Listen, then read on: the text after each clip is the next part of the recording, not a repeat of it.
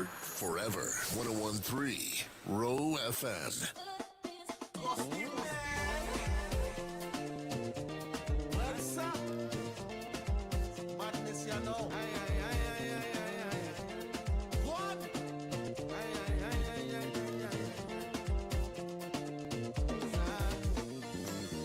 I come to jam on somebody. I wanna wine on somebody. When the rhythm start to play, I just want to wine and break away. The views and opinions expressed on this program are those of the speakers, commentators, and experts and/or hosts. They do not necessarily reflect or represent the views held by the broadcaster. The broadcaster cannot be held accountable for all or any views expressed during this program. 101.3 Row FM, WEVI. Ladies and gentlemen, boys and girls, this is the 340 Exchange. We are back and we are better, as Bryson Tiller would say. We reach. Hey, come on now. We are here. Fellas, how we feeling? Feeling good? Feeling good, feeling great. How you feeling? I love it. Hey, I feeling good. I feeling fantastic. I ready to get into episode 3. You look calmer today. You look a lot more relaxed. Of course. You look like the engineer of the Of year. course. Hey. Good vibes. I'm Jack proud of the you. things. What you were like ChatGPT or something like over the past week. You look like Alvin G. This is giving. I Proud of love you. it. I Proud love of it. you. I love it. I love it. Ladies and gentlemen, boys and girls, we're back. This is the 340 Exchange, and today is episode 3. We are talking about moving forward with solutions. Of course, you know, we always start off with the reminder. If you have not registered to vote, please visit www.vivote.gov. The last day to register to vote is July 2nd. That's in how many days? 9 days. Yeah, you have 9 days. You keep it count. Hey, hey. Put that countdown on. Mark it on your calendar. 9 days to participate in the Democratic primary on August 1st. Early voting starts July 20th. Correct. Correct. And ends on July 29th. Correct. So make sure you register to vote. Big up Lima Row, big up Nika, and big up the whole 101.3 Row FM team. Yeah, brother. Yes. You are the money Hey, today. hey, it's on the money. Is this scripted? you are home practicing in the Hey, gym. I the tell you, teleprompter? I don't be teleprompter? observing, I don't be, you know, Summer. osmosis. Summer and Bella, if you guys could hear Big Mo, right? Money more than the money today. Bro, like, I really proud of you. So one thing you neglected to share, which is important. This Talk is to very me, talk to important. me. So you mentioned early voting, or the last day to register is to register to be a voter, a Democratic voter, right? If you want to vote in a Democratic primary, is July 2nd. You mentioned early voting, July 20th to July 29th. Yes. But you missed the most important part. Where are the people supposed to go and early vote?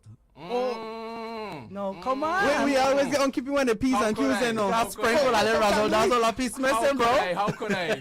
Talk to them, talk to them. So, guys, if you want to go vote, early voting, it will be in the Sunny Isles office where the old movie theater was.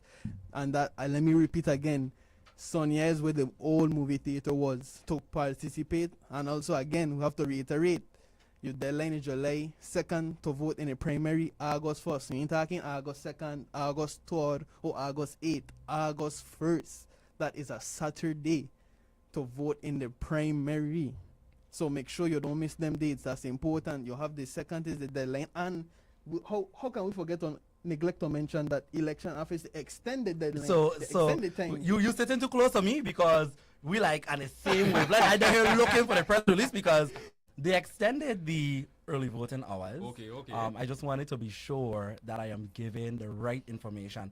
But fellas, if you're not at the top of your head, by all means, spit it. Let the But people guys, know. but guys, we can't mention like the whole team done the same way. Like Tony, what going on? That good vibration, right? Today's Mo, a good day. But Malian said something about like vibration or something. or Rastaman maybe- vibration. Okay, I know. I I'm want me close. sing. No, I don't, trying to get me to don't sing. sing. Don't sing. Don't sing. Okay, Save okay. that. You gotta save that. Okay. You got maybe like lose a little 1-2 like next show or something. Mm. Can't put everything out in the same. I try not to turn the radio segment into karaoke, you know. Have people calling in and singing it, but we, you know. You get bushy in the man, and this look like rum and coke in the afternoon. Y'all on the money today. I feel good. This is good energy.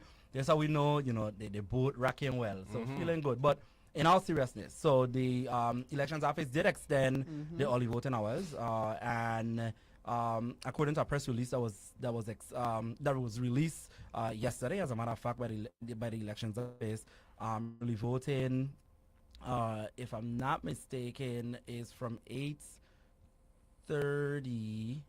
Let me hold on that. Let me make sure this is the right thing, because I don't want to mix up the people, because we know that this election is the second most important election in the So let me do this. history. We gonna go and pay some bills. You paying bills today? Yeah, we always paying bills. So we're gonna go pay some bills. We're gonna come back with the right information, and we're gonna make sure we share that with you, the public. So stay tuned to 101.3 Row FM. Yeah. You're listening to Everything Virgin Islands. 1013 Row FM.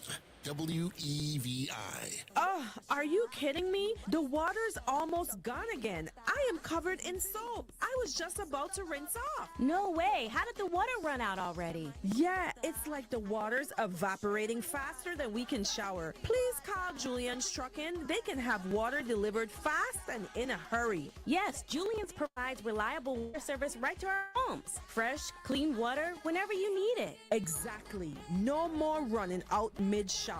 Folks, don't let water shortages ruin your day. Call Julian's Trucking at 340-277-8510 or 340-277-9093. Reliable water anytime you need it. Julian's Trucking. Trust us to keep your taps flowing. Call Julian's today. Hey fellas, kings, VI men, yes you, I'm talking to you. Please put down the guns. We need you. Grandson, I need you. Babe, I need you. Son, I need you. Daddy, I need you. Every time you kill a brother in this community, we all suffer. VI men, we need you. Walk away and live to see another day. This message has been brought to you by the St. Croix Alumni Chapter of Delta Sigma Theta Sorority Incorporated and Crime Stoppers USVI, 1-800-222-TIPS. Feel the rhythm, catch excitement, and win big this May at Caravel Casino. Sundays is Flat Screen Frenzy from 12 p.m. to 4 p.m. Every hour, one winner scores $500 cash, and one lucky envelope holds a 65-inch flat screen TV. Thursday night, the fun returns. Bingo is back at 7 p.m. Earn 200 points Wednesday and Thursday to grab your cards. Up to 3 per player with 8 games and a growing carryover bonus. It just keeps getting better. Fridays, we bring the heat with our Boardwalk Bonanza drawings from 7 p.m. to 11 p.m. Win $500 cash every hour. And don't forget, every Tuesday and Saturday, Caravel Club members get free slot play based on their card level. Fun, fun, and cash. Only at Caravel Casino in downtown Christiansted. Are you looking for another source of income while earning an in-demand marketable trade that enhances your resume? If so, the Virgin Islands Air National Guard is the best-kept secret of the Air Force that provides you these opportunities and so much more. Take advantage of these amazing benefits while serving locally in your community 1 week in a month and 2 weeks a year. To learn more, contact your Virgin Islands Air National Guard recruiter at 340-277-8026. Are you looking for reliable shipping solutions? Look no further than Priority Global Services. We specialize in roll-on, roll-off, and loose cargo shipping between San Juan, the Dominican Republic, the USVI, and the BVI. Whether it's vehicles, equipment, boxes, or pallets, we move it all with ease. With weekly sailings and top-notch service, your cargo is in good hands. So why wait? Visit PriorityGlobal.com or call 787-721-1922 today. Priority Global Services, where your success is our priority. When I asked for your trust, I made a commitment to fight every day to improve the quality of life for the people of the Virgin Islands through action, solutions, and results. This is your Democratic Senator, Kenneth Kenny Gittens. Since the devastating hurricanes of 2017, too many rebuilding projects have faced unnecessary delays because of slow permitting and government red tape. That's why I introduced and successfully passed legislation allowing the Department of Planning and Natural Resources to offer expedited building permits through a special accelerated process. This common sense measure helps move construction projects forward faster, supports economic development, creates jobs, and helps our communities rebuild stronger and more efficiently. Progress cannot wait, and our people deserve a government that works responsibly and delivers results. I respectfully ask for your continued support so I can continue fighting for a stronger, safer, and more prosperous Virgin Islands for all. Paid for by the supporters of Kenneth Kenny Gittens. From the VI Radio Weather Center, I'm meteorologist David Morin. Tonight we're going to be partly cloudy and breezy. We could also see a few showers before the haze returns. Our low is going to be 75 to 80. Then the haze comes back in full force on Wednesday. We're going to be sunny and breezy, and it's going to allow us to be much warmer than we would be otherwise. The high is going to be about 90 to 95. Then we continue to see haze Wednesday night with clear to partly cloudy skies and breezy conditions. We're only going to drop down to about 80 to 85. Then we've got another hot day from the haze on Thursday. We're still sunny and breezy. The high is going to be 90 to 95. Then Friday, we remain mostly sunny and hazy. The high is going to get up to about 90. And on Saturday, that's when we finally see the haze exit our region. This is going to allow for the chance of some scattered showers. Otherwise, we're going to be mostly sunny, and our temperatures are only going to get up to about 85 to 90. From the VI Radio Weather Center, I'm meteorologist David Morin. The views and opinions expressed on this program are those of the speakers, commentators, and experts and or hosts. They do not necessarily reflect or represent the views held by the broadcaster. The broadcaster cannot be held accountable for all or any views expressed during this program. 101.3 Row FM, WEVI. Hello world, we are back. This is the 340 Exchange and you are listening to Mojanaya Dennis, and we also have who in the studio? Big up yourself. Who they are? Shamari Haynes. You want to do that? Well, he won't be modest with the introduction. Let me add a little spaz on it. You have the youngest in the game. You could say the rookie of the year. We talking MJ in 89. You have Christopher Jacobs Jr., your Democratic candidate for Board of Education, number 3 on the ballot. And you know what's so crazy? I bet I ain't even know I talk about MJ, but I ain't even know what number MJ was in the draft. Now you know me, number 3. So, hey, 3 is my lucky number. MJ was number 3 in the draft. I have my 3 beautiful children. Oh, hey. Talk the things. You're so into that, man. I got to swing it back here. Yeah, a little hot thing, yeah. Come. Little hot thing, yeah. Walking with a... Goodness. I got this jacket, I got to take it off because you don't understand. Let me go and just show the alley to the illustrious, robust, the man that don't need no introduction. Let me pass it on. I want to hear your introduction. I gonna keep it straight to the point. Hey guys, if you guys know me, Shamari Haynes, Deputy Commissioner with the USDA Department of Tourism, founder, designer, everything, all things simply sophisticated, fun troop, that's my baby. And a number of other things, President of the Governors Millennial Council, candidate for the Board of Elections, Public Relations Officer for Vital, amongst a number of other things. But you know what I really like? I like being in this space and just showing up as Shamari. Because Shamari is my favorite version of myself. It's the most authentic. How much versions you have? I maybe have, off the top of my head, maybe 10. Jesus Christ! Where I am and who I'm talking to. But I just like showing up as Shamari. I could say what I want, act how I choose. You know, I'm always politically correct because at least I try to, because I represent the institution in which I work. But you know, I just Shamari today. Hey, I pop my little collar. Guess what? We love Shamari. Good. Yeah, definitely. And the people love Shamari too. You know about me. So let me jump back in. So prior to the break, I was actually trying to. Well, hold on. I want a little shine. I want a little buff. My bad. I want a little buff. You know what happened?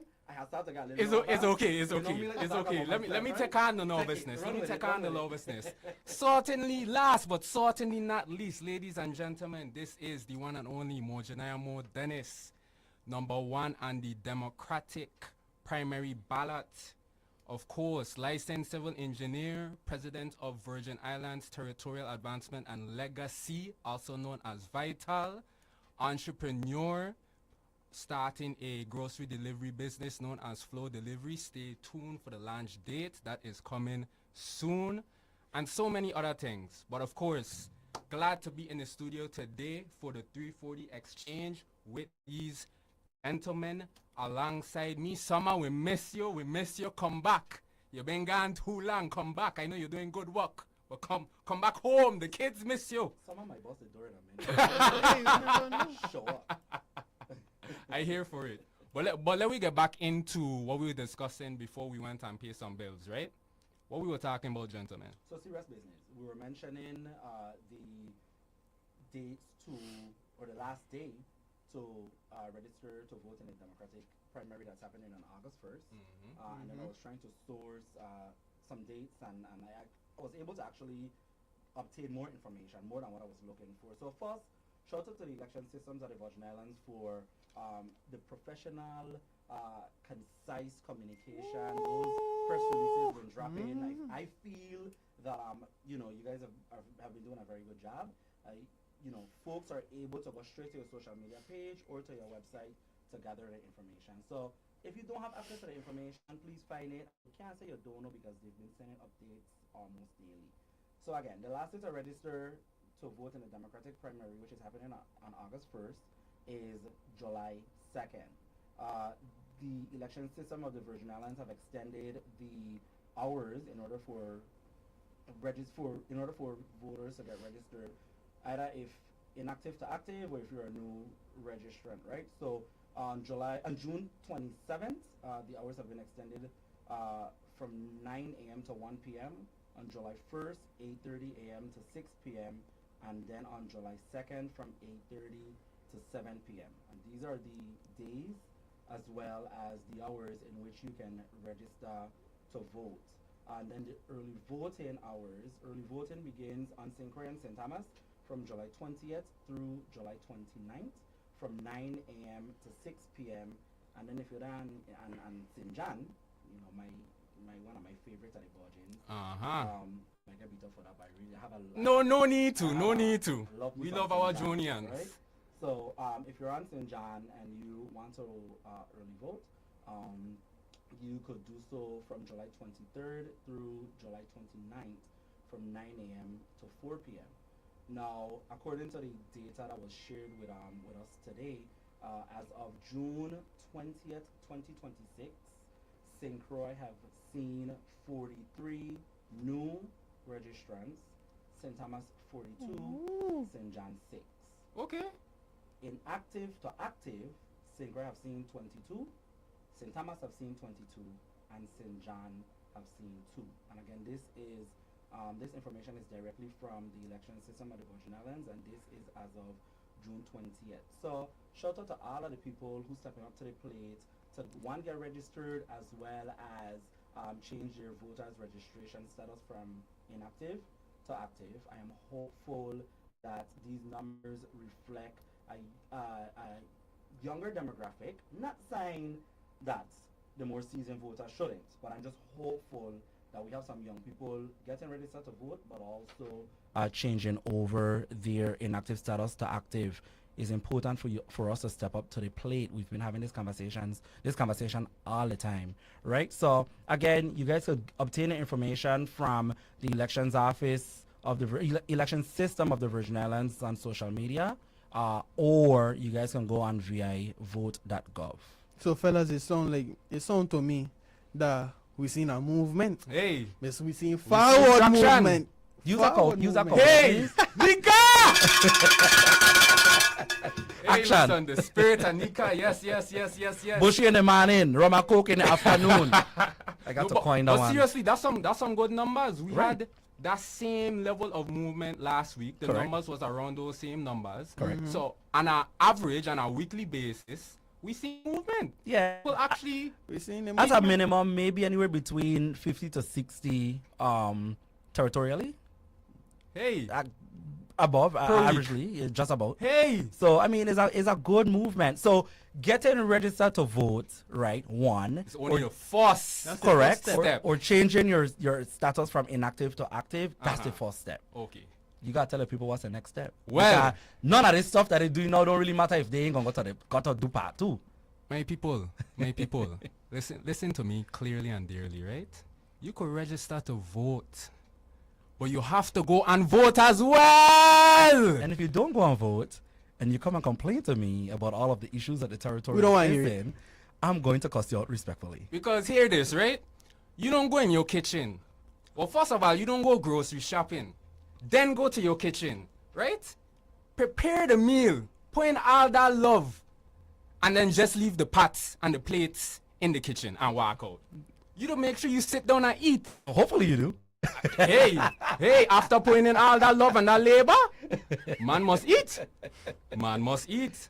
But yes, ladies and gentlemen, please, again, make sure you register to vote. The deadline to register is July 2nd. You have 9 days. And after you register to vote, again, that is only the first half of the race.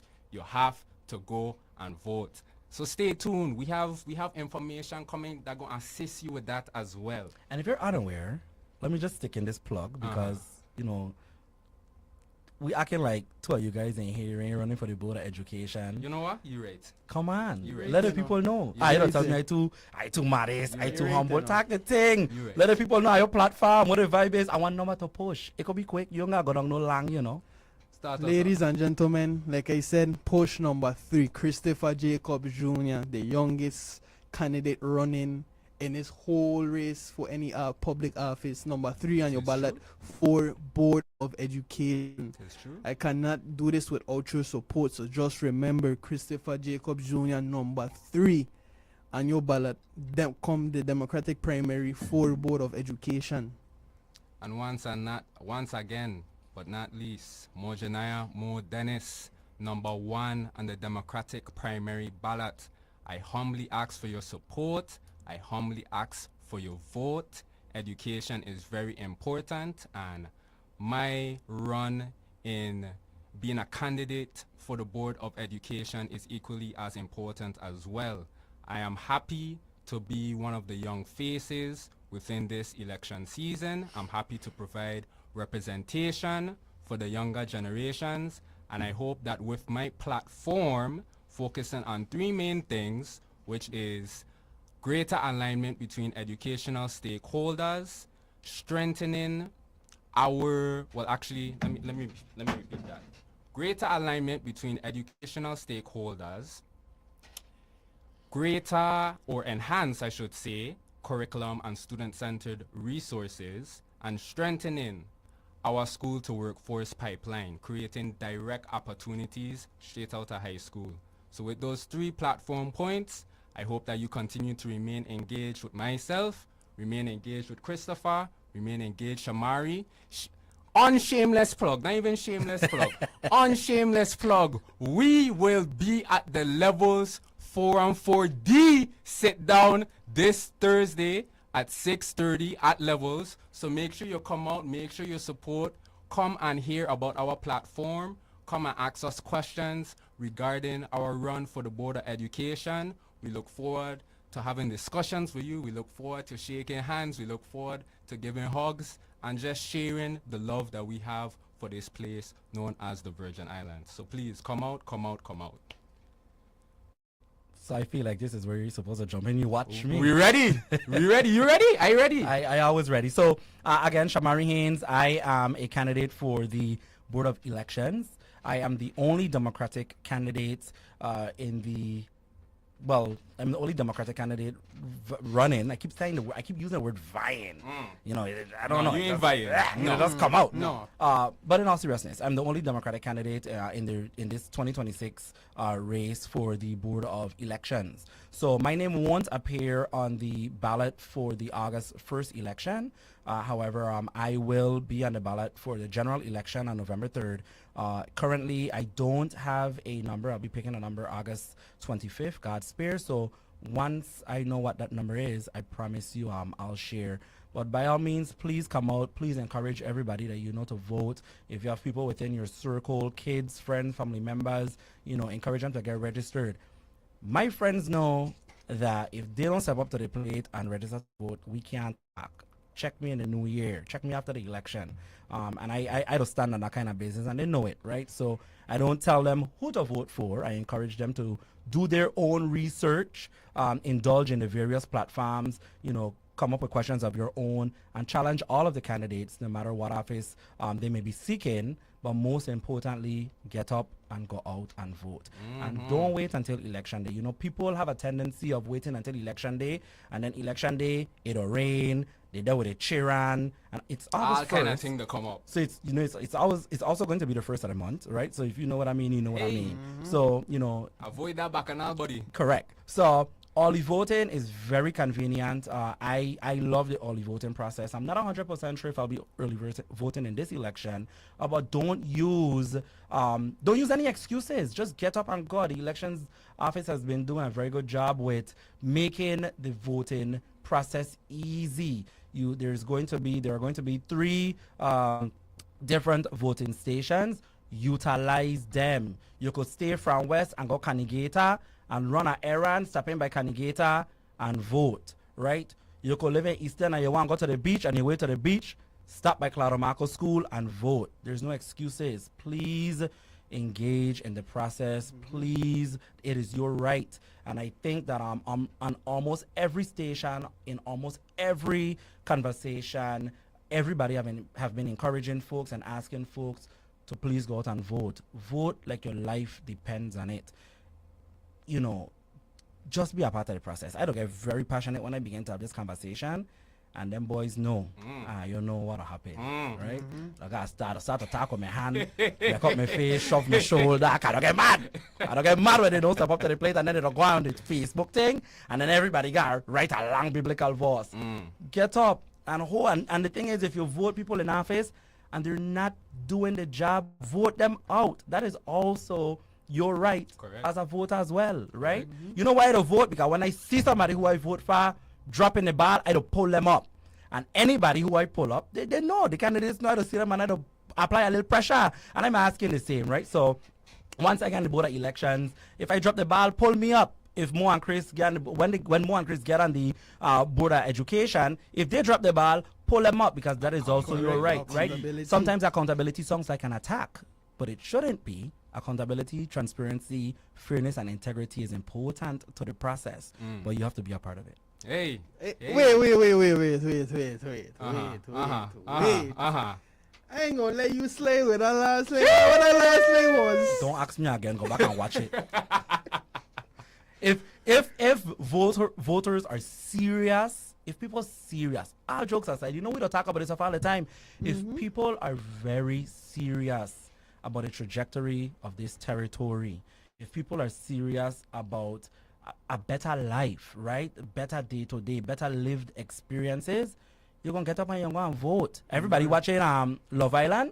I don't even know. Okay, so I know where I'm going with this, right? Somebody just cut the live break now. Okay, I know where I'm going with this. They know what's going on Love Island. Shout out to my boy Pass for catching a little fire on Facebook. But it's true. But he was right. You know about Love Island, but you don't know 2 sitting senators. You're voting. Right.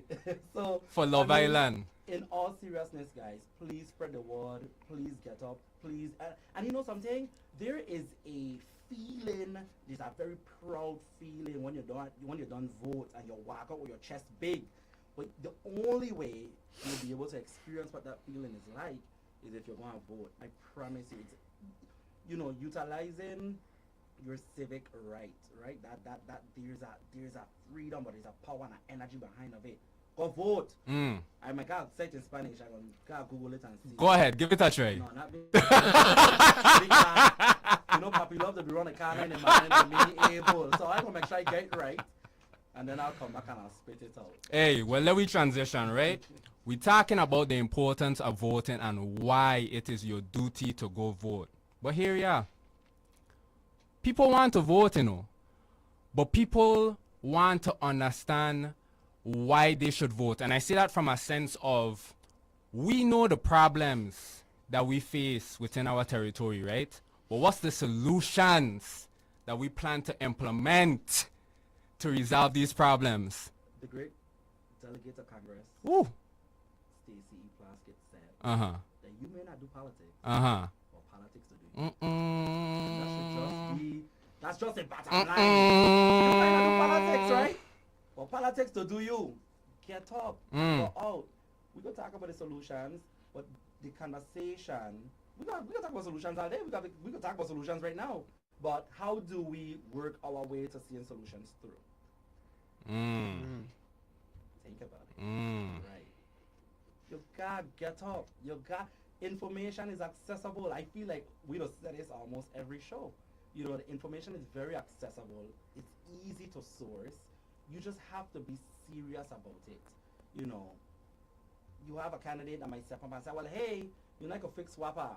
Well, if you know what's going on with WAPA and you have any kind of historical information or what will be going on or you're paying attention, you know that Years. no one person just can't jump up and say, hey, I have to fix the WAPA.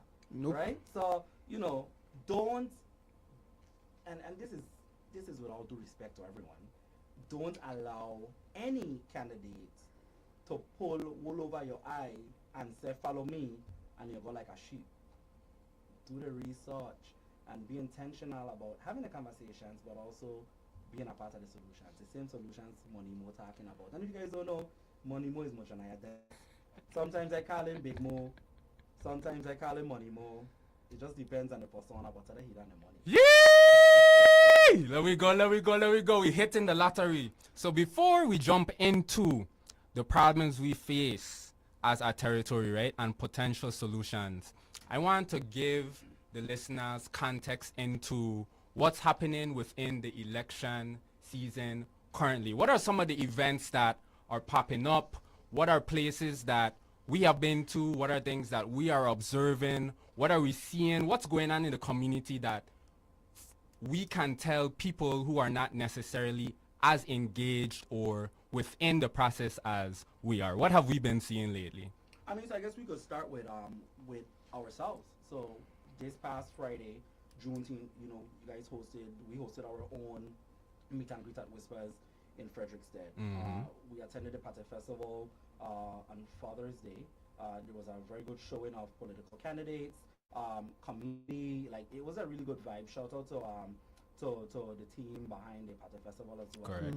Correct. I saw Basie out there, I saw Bianca Francis, I saw Nemi, I saw Clifford, Joseph, I saw Kenny. Gittins, I saw Cordiale. So, I mean, everybody out there, right? And you're seeing them, engage with them.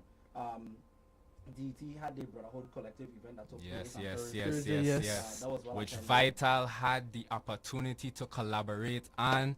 DT Big and the up Brotherhood yourself. Collective team, big up yourself. We are so happy that y'all had a successful first event for the Brotherhood Collective. The turnout was really good, ladies and gentlemen. If you did not have the opportunity to attend, please engage with the Brotherhood Collective on Facebook.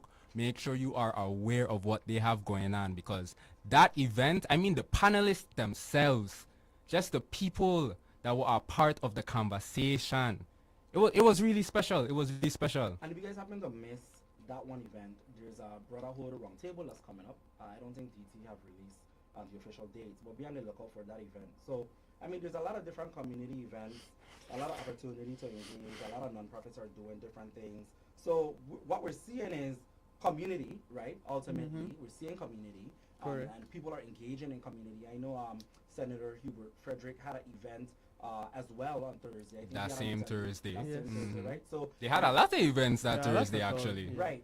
Linda Nikki Brooks have a Bayside event that's coming up this coming Saturday. This Saturday. Yeah, and that's a big vibe as well. So, I mean, get engaged, follow your candidates, press them up, find out what's going on, because Fish Fry used to win elections at one point. It looked like nobody can get Fish Fry money, and that's cool. But not only that, the people want more. Correct. The people don't want dreams. We want to know exactly what we're going to do to lead this place forward. So the beauty in not hosting Fish Fries is that you still have to find a way to connect with people, whether it's door-to-door canvassing, whether it's seeing people on the corner and you're canvassing maybe at 5 corners or at Sunny Eyes Lights, or you're going into the communities, or you're finding a central location where voters can come and meet you. I mean, you gotta engage, but there's a lot of events that are happening. Some events I'm tracking, some events I'm not tracking. As they show up, I mention them. But this past week had a lot of things going on, and this upcoming week gonna be a good show as well. But we also failed to mention something that the people could attend. The Plaske Pata team is hosting their first general meeting tomorrow. Oh yes. So you have a gubernatorial team that's vying for the highest seat in our government. People, again, do your due diligence. Go to this general meeting. Engage with could potentially be our future governor, lieutenant governor. Engage with them. Ask them what are the solutions. You cannot continue like Shamaido always said and we gonna call it Unk in the area because if I don't know we don't call it Unk. Like Unk does always tell us, right? This is the most transparent, and I agree with him that government of the world has ever been. You have information like crazy. Engage with your candidates. Ask them the tough questions. Don't just ask them the little simple cheeky dicky questions and you won't get easy answers and then you say, oh, okay. And then now when you turn around and you vote for them and they make an error, you're gonna be like, oh, bam, bam, bam. No, you didn't ask them the tough questions. Gain to the nitty-gritty, gain to the dot. Correct. So you have the event coming up tomorrow, guys. If you're not doing nothing tomorrow, 6 o'clock, the Plaske Pata team first general meeting. Just putting it out in the air for the public. Well, it's not the first general You're meeting, right, not the first. But a little razzle dazzle and caveat to that is, if I'm not mistaken, I think Ashley Scotland shared recently on their radio station that the gubernatorial candidates, Delegate Plaskett, and the lieutenant gubernatorial candidate, Senate President Milton Pata, are to be in the building as well. So, I mean, there's that one opportunity for you to touch bases with that team. At the right? same time. At the same Correct. time, both. And then the Rose Francis team, I'm not too sure if they have any general meetings that are taking place this week. But then there's that team, and then there's also Dana and Radney, right? So, I mean, find out, engage. I can't stop repeating that because it's so easy to engage. Walk in them people headquarters and sit down. Now don't go in there like a rebel. Hey. Right. Hey. Composure, please. Yes. You're going to ask the questions. Composure, you're going to please. conversation. You're going to ask them all the things that you need to know. Find out what's important to them as well, right? What's important to them? Is crime important? Is education important? Is healthcare important? Is the economy important? Correct. So find out what's important to them. Find out what are the top 5 things that the administration supposed to tackle and ask the questions. So I'm glad that you mentioned that because that is happening tomorrow. And if anything else come up in between, I will be on the air on Thursday with Nika at 8 a.m. But I'll also be able to share any updates with her. So if you're going to hear from us on the 340 exchange until next week Tuesday, you'll hear from us on Boshi and Manning on Thursday. But if for whatever reason you don't hear from us, tune in. 101.3 Ro FM has been doing an excellent job with just engaging the community. Correct. Shout out to the especially team. The politics, Tregenza, Lieutenant Governor, acting governor. Tregenza Oh, how was- we forget to mention that. was They were on famous radio and- this right, and the morning. conversation was It actually was very really too, good. right? Shout out to you, Nika. So, I mean, Nika, this station in general, like I said, has been doing a very good job with sharing information, keeping you guys engaged. So, listen, Scavido do a good job too. Scavido. Hey. Yeah, for big us. up Hey. Scavi. He do a good Hey. job. Right, I He started- recently spoke with Gustav, I believe. Yeah. Gustav correct. James. And so that he had Mr. Brown for Seja Farms as well. I not told you yesterday, but I mean, The conversations The work happening, are the conversations happening, the important engagement is conversations. there. You have to Right. tune in. Right. You have to stay engaged. You have to be involved. Once again, on shameless plug, myself, Mojanaya Mo Dennis, Democratic candidate for the Board of Education, and Christopher Jacobs Jr. He is number 3 on the ballot. I am number 1 on the ballot. We will be at Levels this week, Thursday, starting at 6:30 for the sit down. You can come, you can learn about our platforms, you can learn about our initiatives, learn about what we plan or hope to implement as Board of Education candidates. And you could come ask us questions, engage, shake hands, give hugs, share love, pray over us. We're going to be there. So we hope to see you soon. But not even only that, not learn about our platforms and us, and I feel enough times that you can just learn about us as people. Engage with us. You learn about the people that are vying to sit in these seats, who are running for these offices. What are their moral values? What do they value in their life? What are their compasses? How integrity look like for them? Many different things. I just wanted to add that in because many times you just say, oh yeah, you want to know about your platforms and this and that, there, but we don't Who are take you the time. as a person? Yeah, who you be as a person? What's your character? Mike. Delia Smith. Yes, that's exactly what I was going to say. Good. Yes, So Miss you guys Delia by Smith yourself, but you know you guys are also will sharing also Oh, be yes. Delia Smith. on the forum on A Thursday. delegate to Congress candidate. Correct. So come Delia, out. we're sorry. You know, Delia sometimes you gotta pull them young people ear. I can't pull the ear because we're coming with this extra little piece where you got a little visual. I see I got seven people here. Good evening, sir. You know, so I can't pull the young people ear because people must see me pulling the ear, but when we come off, I'm gonna rag him up a little bit. Yes. And tell him, "Don't forget the next time." Shout out to Level, shout out to Westgale. The forum happens every Thursday. You know, Shout out to the host.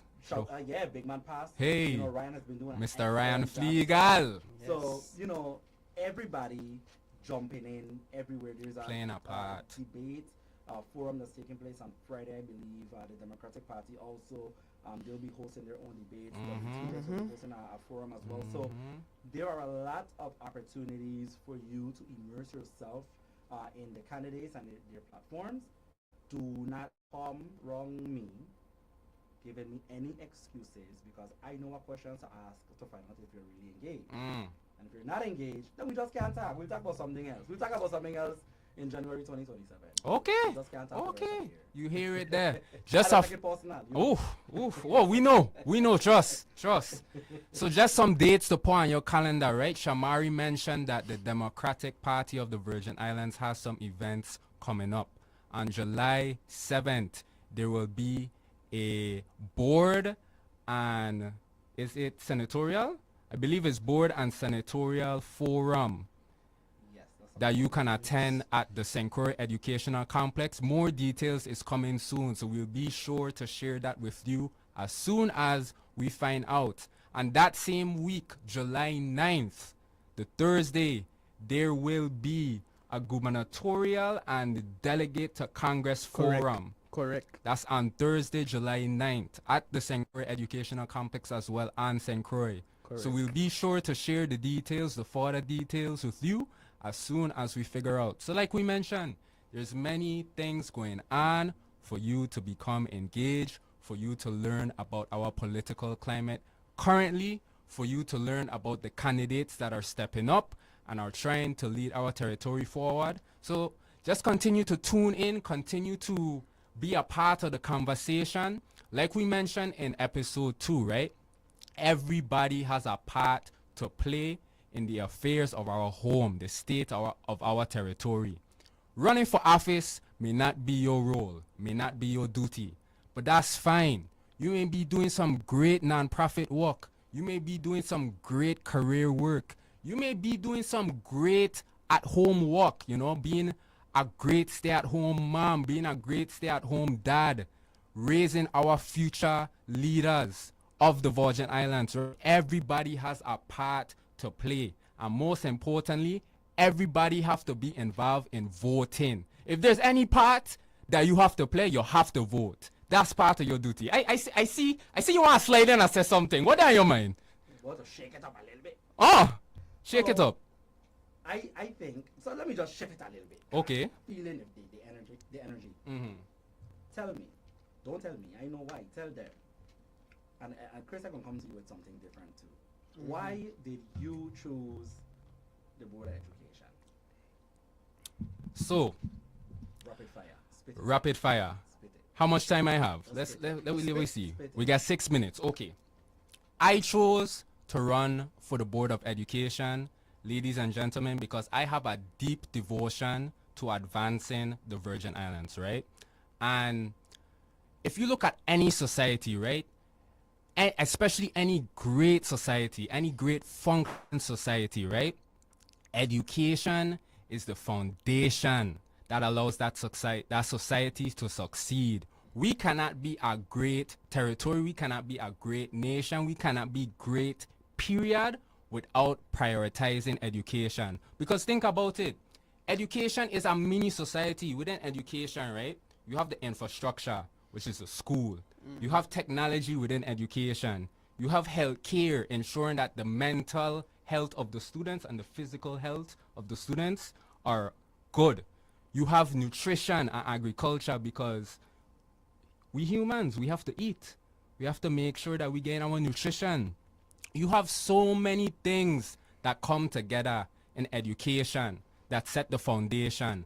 And if we really want to plant trees for our future children, our future leaders to sit under and enjoy, education have to be that start. We have to make sure that we giving our students the proper education, so by the time they graduate, they leave high school with the skills, with the resources, with the knowledge to not only be competent and successful here in the Virgin Islands, but to be globally competitive.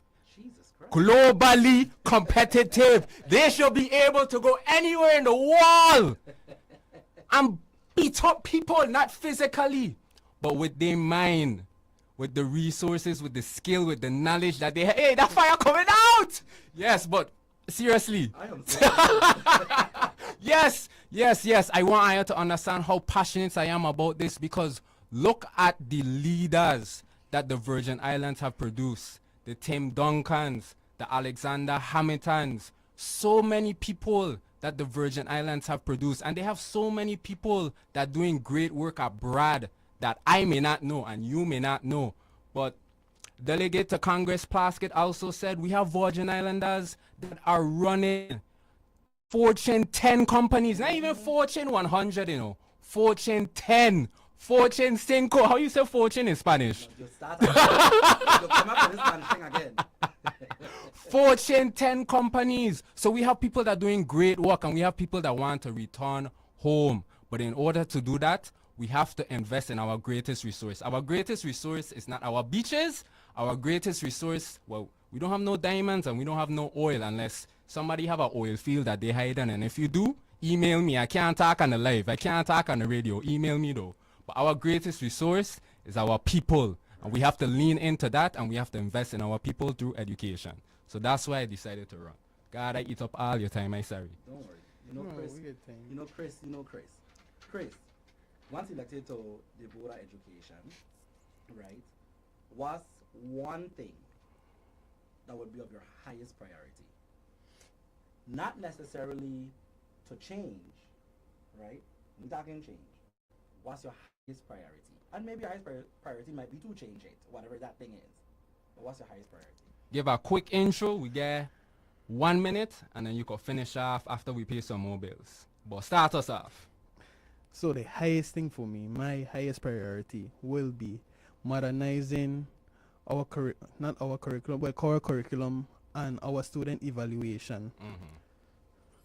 So when we say modernizing, right, people thinking technology. No, we're not thinking technology. Modernizing will just mean that what are initiatives, what are things that are happening globally that we can use to evaluate our students. Let me give you an example, right? I don't know if you know about Smarter Balance and Common Core. Yeah, of course. Well, you know, Common Core was a thing when you were in school. Don't come here trying to size me up. I asked a question.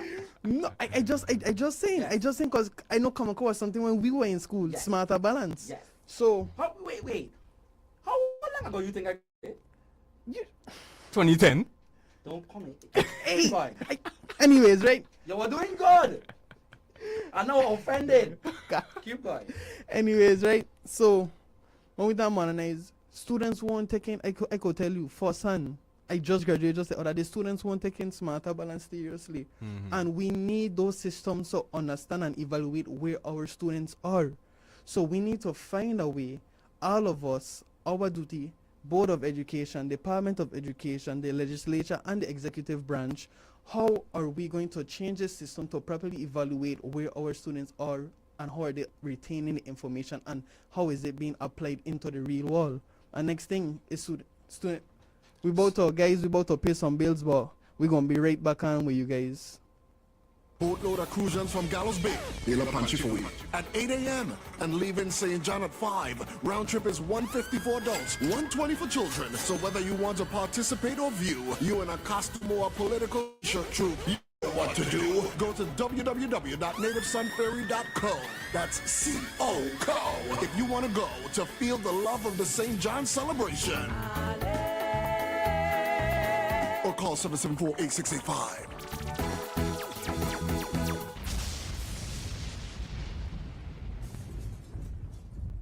Caribbean Posh Weekend 2026 is on. June 25th through the 30th, we invite you to join us in the beautiful British Virgin Islands as we celebrate 10 years of Caribbean Posh Weekend and a decade of connecting, empowering, and elevating Caribbean women across the region and diaspora. This year, we'll gather at the stunning Ocean 7 on Pier Island for an unforgettable weekend of inspiration, connection, celebration, and sisterhood. Whether you're joining us from the beautiful British Virgin Islands, the U.S. Virgin Islands, Jamaica, Trinidad and Tobago, Guyana, Barbados, or anywhere across the Caribbean, Caribbean Posh Weekend is your opportunity to connect with extraordinary women and invest in yourself. Your weekend experience includes the Caribbean Posh Icon Women Awards, the Posh Girl Power Brunch featuring inspiring conversations and posh style mimosas, the Pink Sunday Sunset Sale, fashion, entertainment, networking, cultural experiences, raffle prizes, giveaways, and so much more. Be sure to inquire about our Me and My Bestie packages and special group offers designed to make your Caribbean Posh Weekend experience even more memorable. For registration, accommodations, travel information, dress codes, and event updates, visit CaribbeanPosh.com/WKD. Join us as we celebrate 10 years of purpose and posh. Parents, are you looking for a well-rounded summer camp?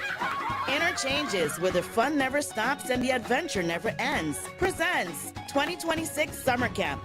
Face Fantastic Adventure Camp Explosion. We offer academics, pool party, horseback riding, gaming technology, fishing, cooking, music, art, bowling, Buck Island adventures, and fun-filled field trips. Camp lasts 8 weeks, June 8th to July 31st. Boys and girls ages 3 to 13 are welcome. Register May 23rd, 10 to 2 p.m. at Victorious Believers Church. Get your kids ready for a fantastic time. Stay connected on Facebook or call me, Miss Teatree, 340-719-1725. 340-719-1725. Block grant accepted. Food on the table, friends close by, a glass poured from what the land produces. At Prosperity Farm Distillery, farm food events bring people together, and the spirits come straight from the source. You taste the work. You feel the place. Tours, food, the glass in your hand. Prosperity Farm Distillery. This is how it's meant to be shared. Feel the rhythm, catch the excitement, and win big this May at Caravel Casino. Sundays is Flat Screen Frenzy from 12 p.m. to 4 p.m. every hour. One winner scores $500 cash, and one lucky envelope holds a 65-inch flat screen TV. Thursday night, the fun returns. Bingo is back at 7 p.m. Earn 200 points Wednesday and Thursday to grab your cards. Up to 3 per player with 8 games and a growing carryover bonus. It just keeps getting better. Fridays, we bring the heat with our Boardwalk Bonanza drawings from 7 p.m. to 11 p.m. Win $500 cash every hour. And don't forget, every Tuesday and Saturday, Caravel Club members get free slot play based on their card level. Fun, fun, and cash. Only at Caravel Casino in downtown Christian. Napa Auto and Truck Part owners have been a part of the Virgin Islands community for generations. They're the pros that know how great employment in the Virgin Islands affects the quality of life for families. Napa pros treat every employee and customer like family because let's face it, they probably are family. Napa's extensive part inventory include parts for new model cars and trucks, older model cars and trucks, and every island raga in between. And let's not forget the agriculture equipment parts and custom hydraulic hoses that Napa keeps in stock so our farmers can get the field plowed and our communities fed locally. Napa Pros are proud to be a part of this community. Shop locally, shop Napa. Call 772-0155 for Napa. All your auto, truck, agriculture, and marine part needs today.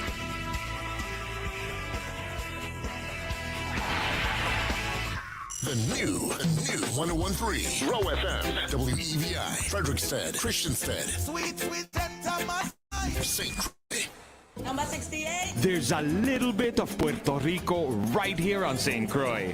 Lorraine Chicken Shack, La Pollera de Medellín. Locals and visitors alike have made the Lorraine Chicken Shack a part of their family's menu. Rotisserie chicken with Johnny cakes and delicious rice and beans, my favorite. You got to try their conch balls. And the dinner menu is to die for. Kill me now. Now available. Open-air seating space at the Chicken Shack. To order, call 778-5717 or 778-5715.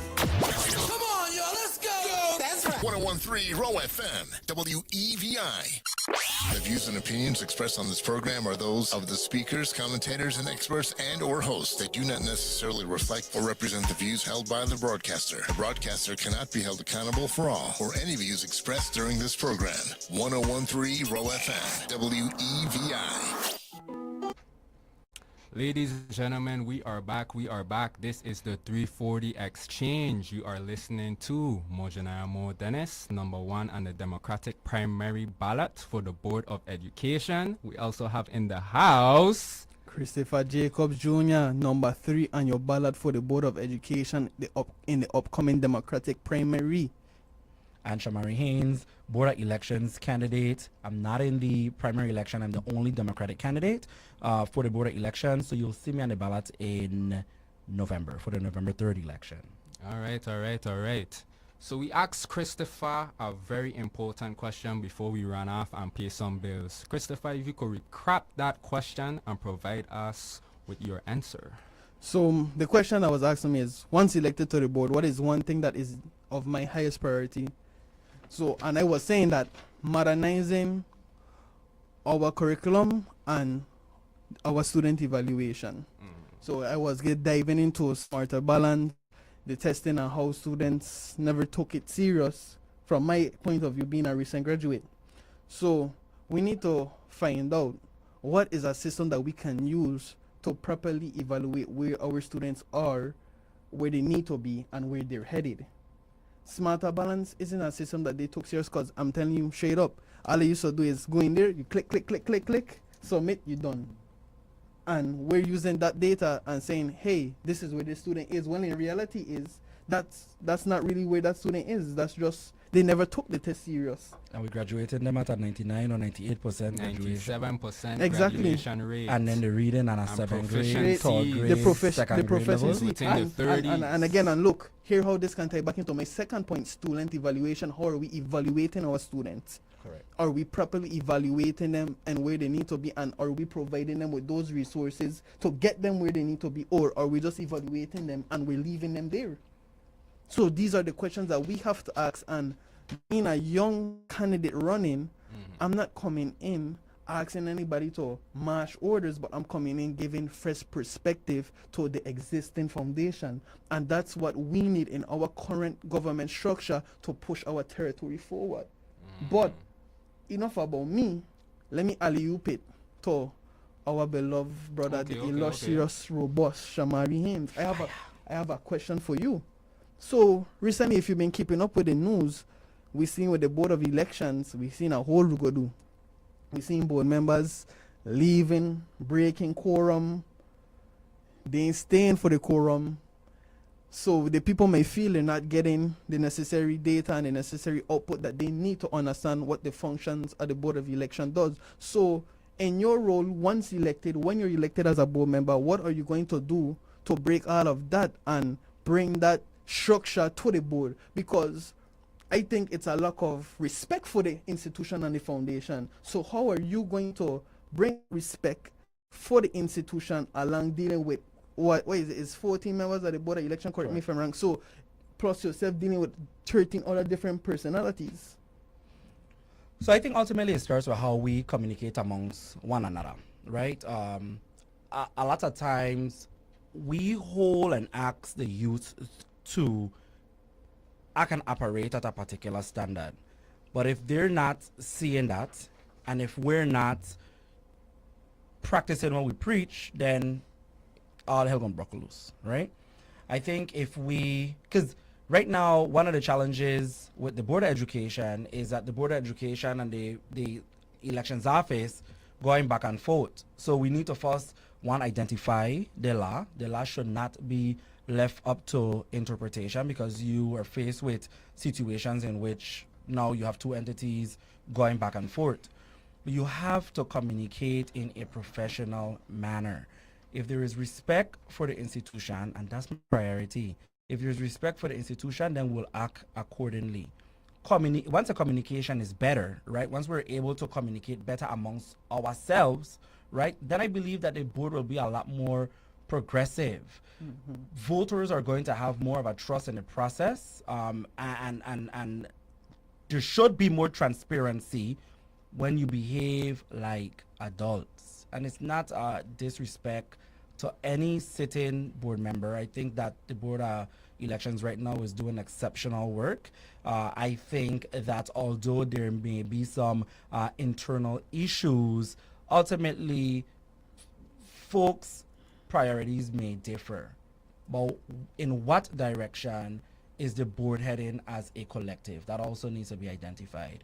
Once that is identified, then we should all be working towards the same goal. We shouldn't be on a boat and somebody rowing left and somebody rowing right, and then you get somebody behind trying to start the engine, right? And then you get two people trying to guide. We go left, we go right. We all have to be on the same accord. But a lot of it starts with the internal communication.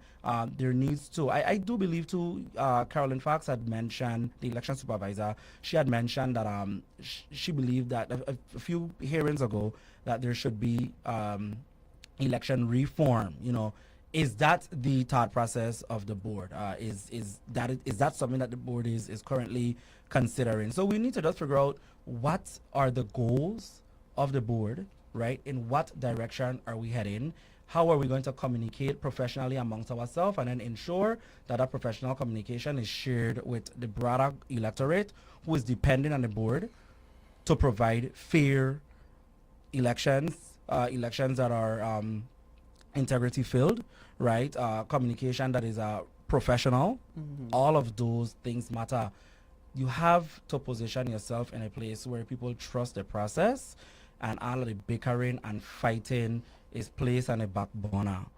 You cannot move forward if we're constantly hashing things out amongst one another, and every you can't have a civil conversation. You're wasting a bunch of time, and I think that's why every time an article drops in the local media about the Board of Education, when you go directly to the Board of Elections, when you go to the comments, you know, you're seeing comments like, this is the worst board in the Virgin Islands, and they can never get together, and it's always some drama.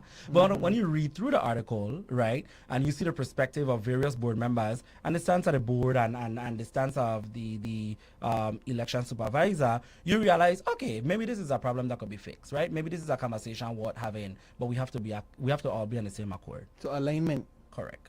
It's important, bro. Don't be a headline reader. Click the article. Don't Read be the clickbaited. article. Correct. Because 9 out of 10 times, all a headline want you to do is click. And then you don't click it, right? And then you don't read the top of the article, someplace in the middle, and then maybe like the last line. Then you really ain't have a full understanding either, right? And that is it. Sometimes you also have to read things from a different perspective, see things through a different lens in order to gain an understanding. But I also do believe that various points of views and perspectives are important. We live in a democracy and not a dictatorship. So I could say yes, you could say no, I could say no, you could say yes, but I don't mean we got to fight. You don't have to come to blows. You could respectfully agree to disagree. But what is the main goal and objective? So you speak about main goals, right? You speak about objectives. You speak about direction in regards to the Board of Elections. And we talked about the Board of Education as well. Now I want us to zoom out to a territory level, to a macroscopic level, right? What are the objectives? What are the goals? What is the direction that we should be focused on from a territory-wide lens? What are the problems that we face within a territory? What are the problems that we face as a people that we should prioritize in terms of obtaining solutions and going forward, right? So I guess let me reframe my question to make it easier. In your opinion, what are three perspectives, or what are three issues that we face within the, what are your top three issues that we face within the territory that you think we should be focused on addressing? And I'll start us off, right? Okay. My top three is the following: education, healthcare, and WAPA.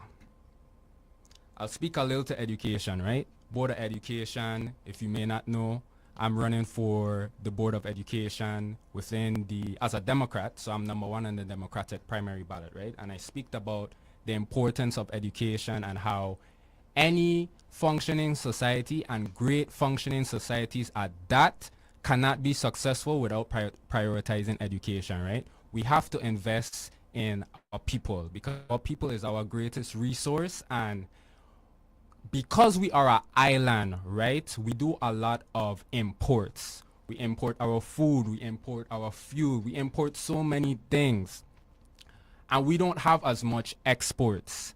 And with those imports, a lot of times comes knowledge, comes labor, comes resources, right? And if we don't position ourselves to teach our children and teach our people the resources and provide them with the resources, the skill, and the knowledge they need to handle our own affairs, we will never reach to a point where we can not rely on outside individuals, outside resources to supplement our daily operations, right? So that's why education is important and number one for me. Number two is healthcare, because we have a lot of citizens, we have a lot of Virgin Islanders that want to live here, but because of our healthcare situation, right, they are forced to move abroad for better healthcare, for better facilities, for better access, right? So I think that is a bit more self-explanatory, right? Health is important, and if we can't get great health here, we have to go abroad. So we have to make sure that our healthcare is in tip-top shape, not only for us as Virgin Islanders, but for whatever businesses that want to come here as well, corporations that want to come here as well, right? Because healthcare is important to them too, it's important to their families too, right? Correct. And number three, WAPA, because we becoming more technologically advanced, right? AI, computers, all these things that are coming about depend on energy. The lights, health, back to health again. We have elderly citizens who depend on energy for their devices that help to keep them healthy, right? So we have to ensure that we figure this WAPA situation, because, I mean, that ties into cost of living too, and that might be one of your priorities. But everything is integrated, and I understand that, but that's my top three.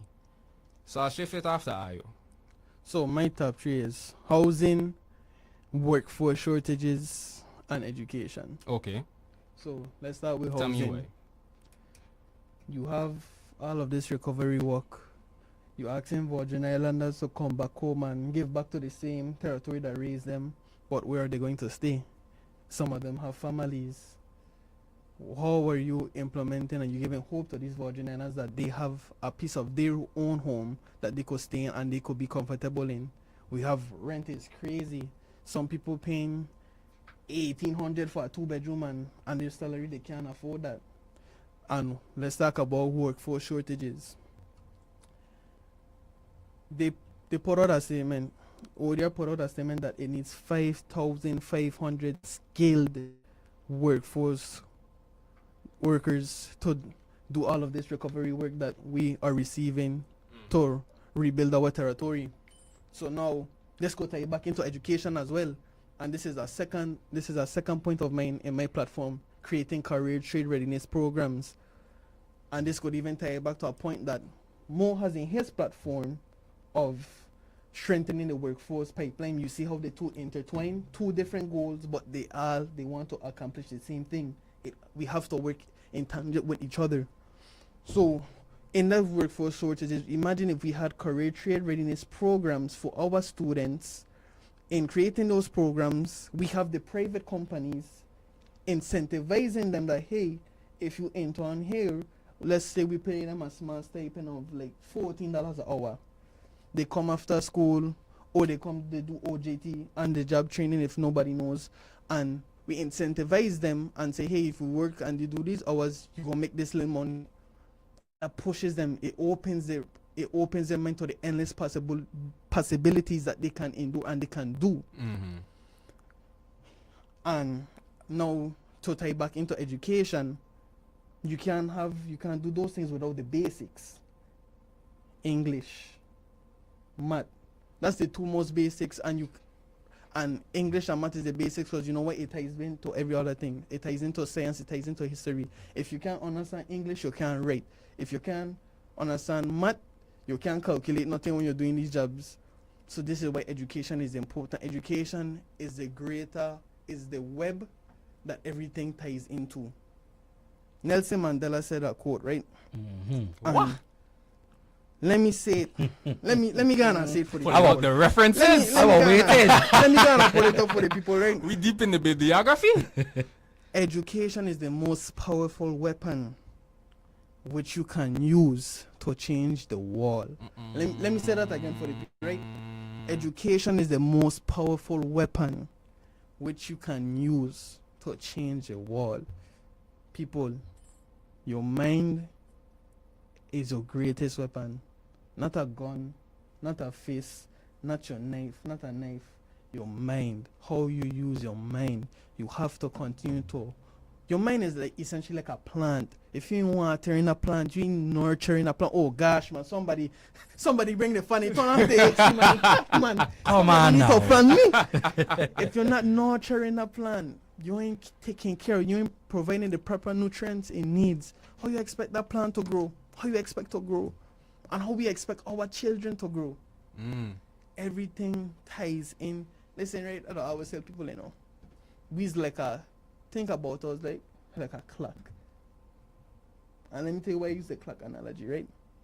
All of us is a greater piece to keep the clock moving around. If we take out that one piece, you might think it's a crucial piece, right? But that one piece is just a crucial piece that's going to stop the clock from moving. We all need each other. We all have to work together to accomplish a greater goal. So that's my 3 point, guys. Let me just go and cut it short. Me want, you know. You spit it? Well. I here for it. So, we about to get into paying some more bills, but you heard from me first, right? Where I gave my 3 priorities: education, healthcare, and WAPA. And you heard from Chris where he gave his 3 priorities. You said housing, workforce shortages, and education. And when we come back from paying our bills, we will shift into Shamari for his 3 priorities. So stay tuned to 101.3 FM, the 340 Exchange. St. Croix on Saturday, June 27th. McAdoo and the Farm present the ultimate all-white experience. It's a cancer bashment.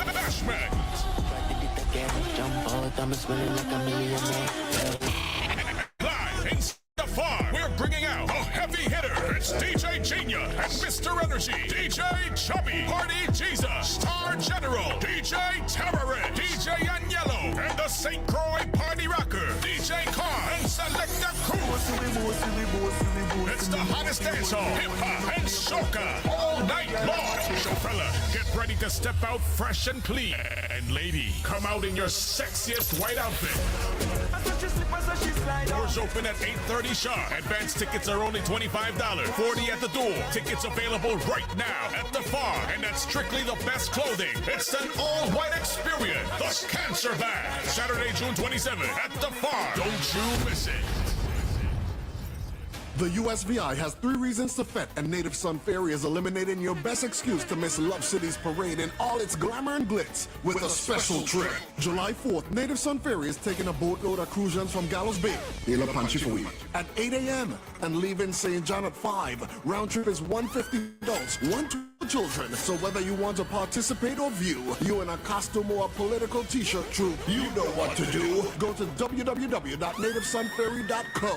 That's C-O-CO if you want to go to feel the love of the St. John celebration.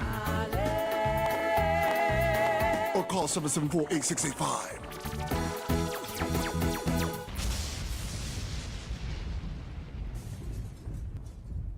Number 68. There's a little bit of Puerto Rico right here on St. Croix. La Reine Chicken Shack, La Pollera de Medellín. Locals and visitors alike have made the La Reine Chicken Shack a part of their family's menu. Rotisserie chicken with Johnny cakes and delicious rice and beans, my favorite. You got to try their conch balls. And the dinner menu is to die for. Kill me now.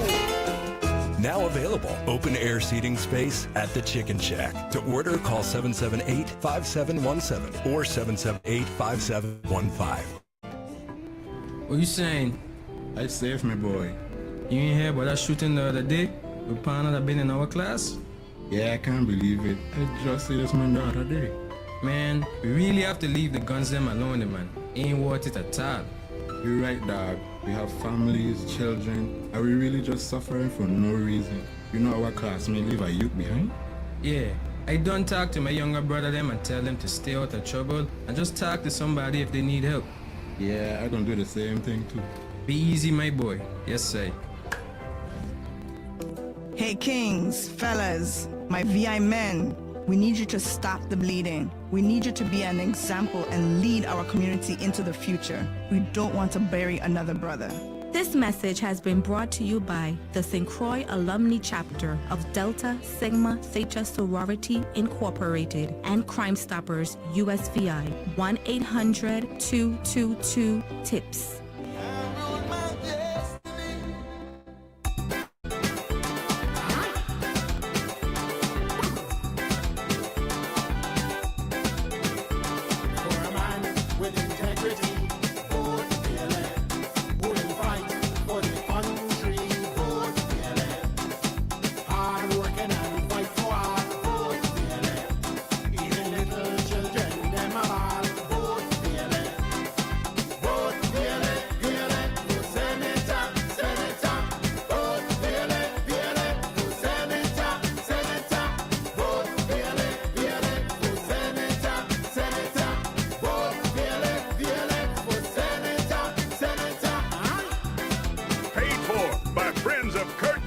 To the Senate.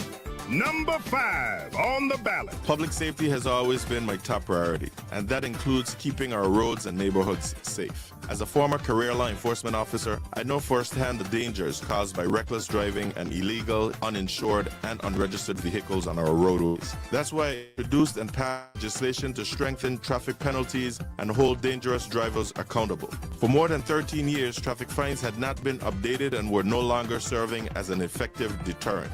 My legislation also established secure police impound lots to help remove unauthorized vehicles from our streets, many of which are often linked to criminal activity. And these fines don't just improve safety, they also help fund youth crime prevention programs like the Police Athletic League and the Rising Stars Steel Orchestra, while supporting law enforcement training, equipment, and operations. This is your Democratic Senator, Kenneth Kenny Gittens, asking for your continued support so I can keep fighting for safer roads, stronger communities, and a safer Virgin Islands for all of us. Paid for by the supporters of Kenneth Kenny Gittens. From the VI Radio Weather Center, I'm meteorologist David Morin. Tonight we're going to be partly cloudy and breezy. We could also see a few showers before the haze returns. Our low is going to be 75 to 80. Then the haze comes back in full force on Wednesday. We're going to be sunny and breezy, and it's going to allow us to be much warmer than we would be otherwise. High is going to be about 90 to 95.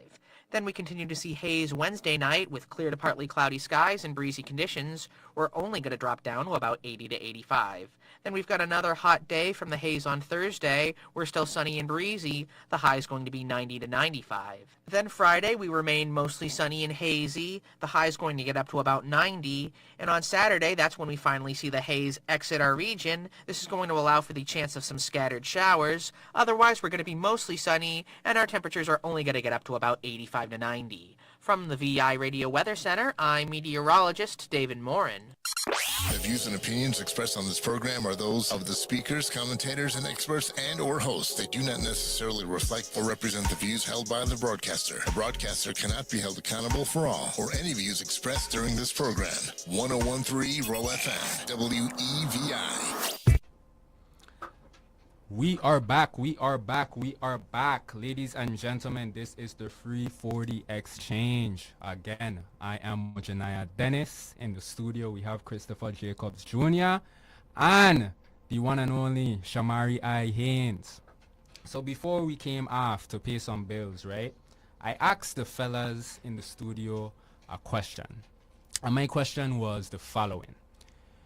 We were talking about a bit of context first. We were talking about goals, direction, and objectives. Well, Shamari was talking about goals, direction, and objectives in regards to the Board of Elections, right?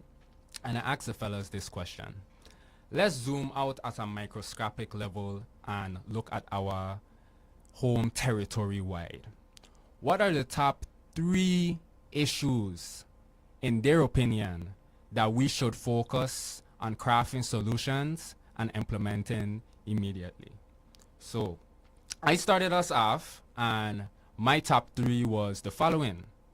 Education, because in my opinion, education is the foundation of any society, and we cannot become great. If you look at any great society, education was a priority, so we have to do the same. 2, or second, healthcare, because self-explanatory, right? Healthcare is important. I mean, we have people that want to actually come back to the Virgin Islands, and we have people that don't want to leave the Virgin Islands, but they actually are compelled and end up leaving to seek better healthcare in the mainland. So we really have to get our healthcare facilities in order, because everybody ain't gonna stay young forever unless I don't know about some youth portion that I don't know about. I wish. And if you do, please email me again. I need the link. And number 3 for me is our WAPA situation, right? Especially when it comes to not only, homeowners, right? Because we all could use reliable power, but businesses. We have businesses that literally go out of business and close their shops because of our unreliable power situation, right? We have corporations and large manufacturing and just large companies in general that would love to do business within the Virgin Islands, right? But when you take a look at our power situation and you start to add up the dollars, you start to add up the cents, it really drives them away, right? They are not as enticed, I should say, to participate within that environment, within that situation, right? So that was my top 3. And then I'll shift to Chris to recap his top 3. And then, of course, we're going to jump into Shamari and his top 3, which is where we left off before we went and paid some bills. So my top 3 was housing. Again, we asking our Virgin Islanders to come home, but where are we going to house them? We have our workforce shortages. That could tie into housing as well, because we need 5,500 skilled laborers to come and complete all of this disaster recovery work, right? Right. But we gonna house them. Where they gonna stay? By money more. Hey, I don't have space. I do not have space. And then also, right, we have education. Now look how all 3 of them could tie in together now, and tie into my platform and tie into our platforms. Education is that foundation that gonna power all of this. Imagine if we had those programs and that pipeline already in place for our generation, our upcoming generation, I should say, To and invest in our they're people. investing in them, and they're powering our workforce, would have been good. We could have Unk training the next up and coming Shamari, and wait, let me add, let me give him his flowers.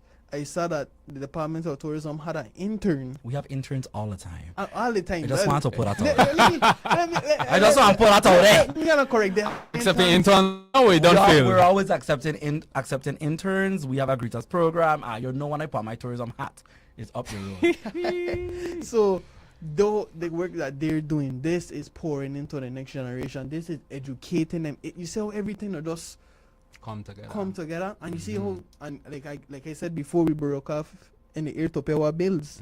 What's the first web? Education. Correct.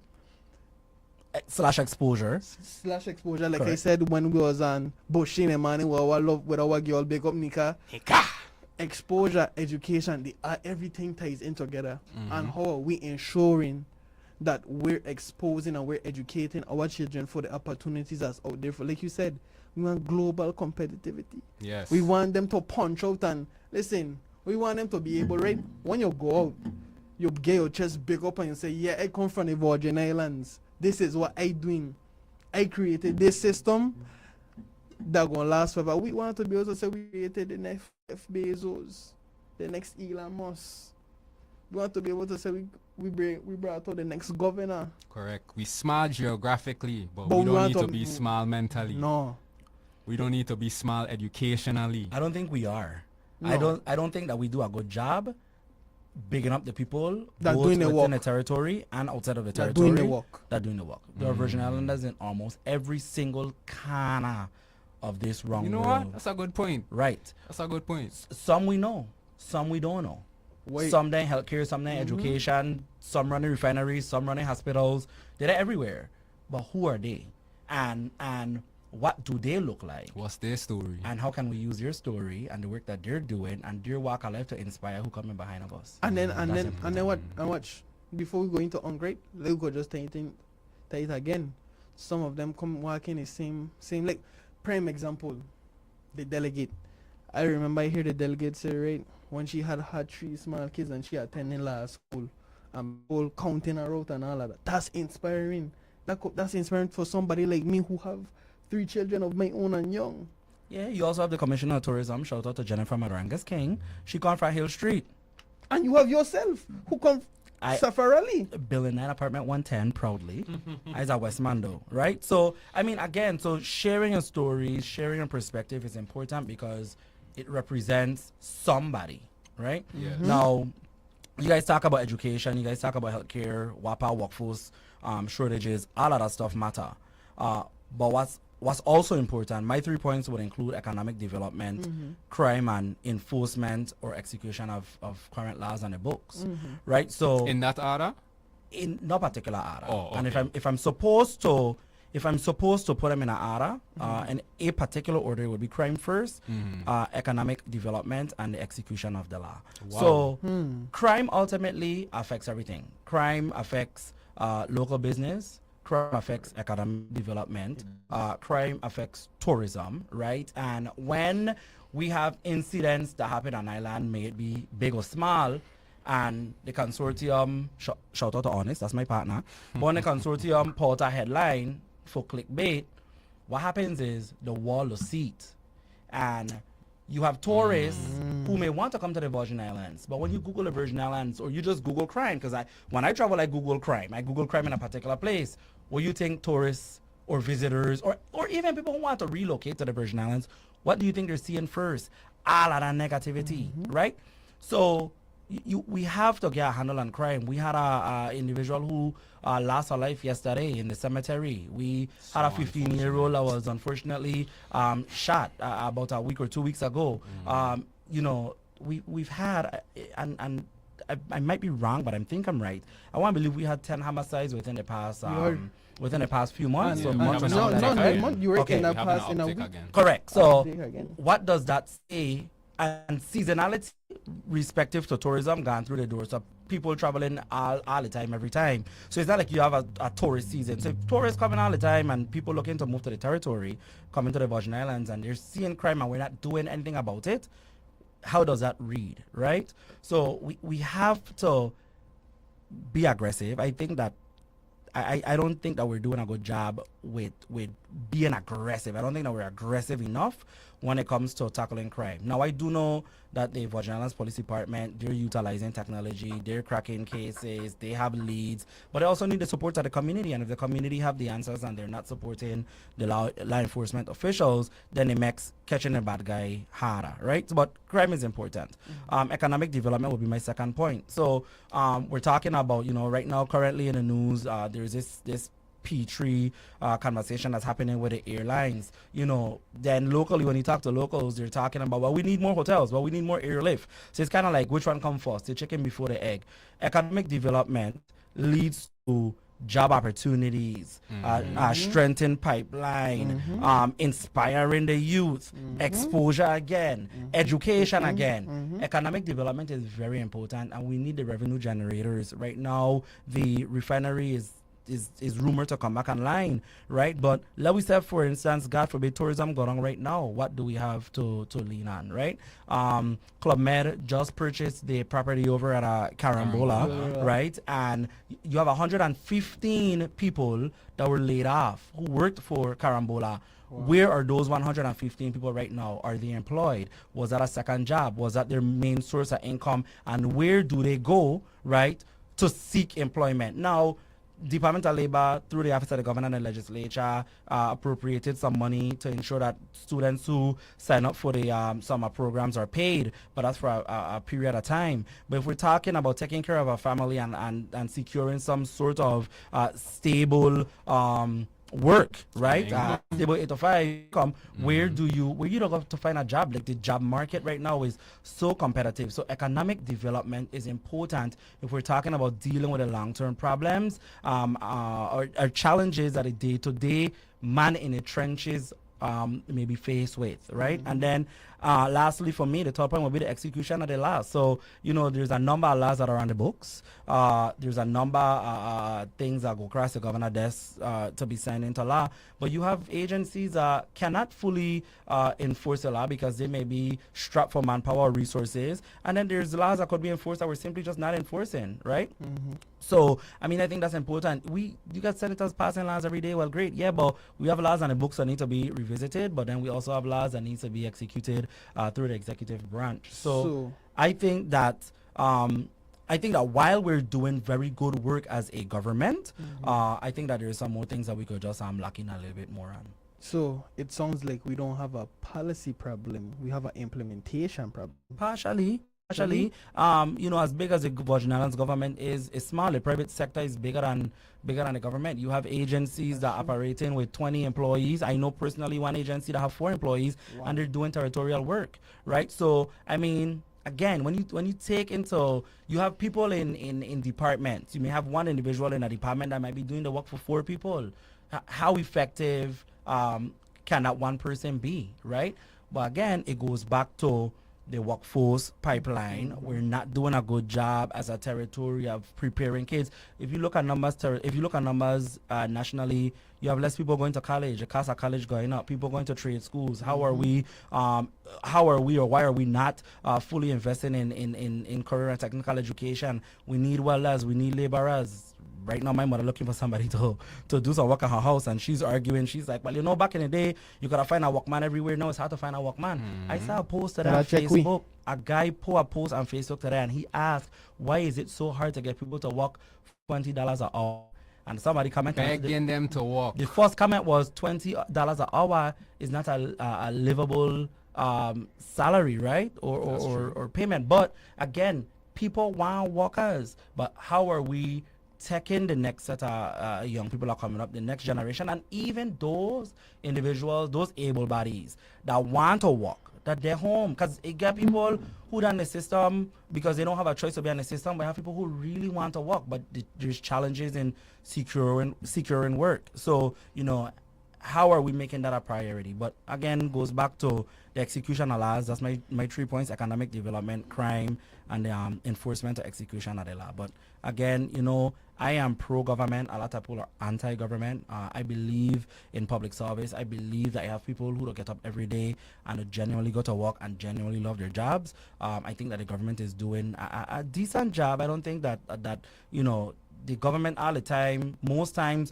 they get like this hovering gray cloud over it, but I don't believe that that's the case all the time. And I think that we have to give kudos to individuals who have made a commitment to public service, because it's not easy. It ain't an easy road.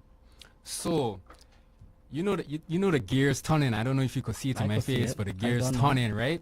I want to transition to the solutions part of the conversation now, right? Maybe it's the engineer in me, but I am solution oriented.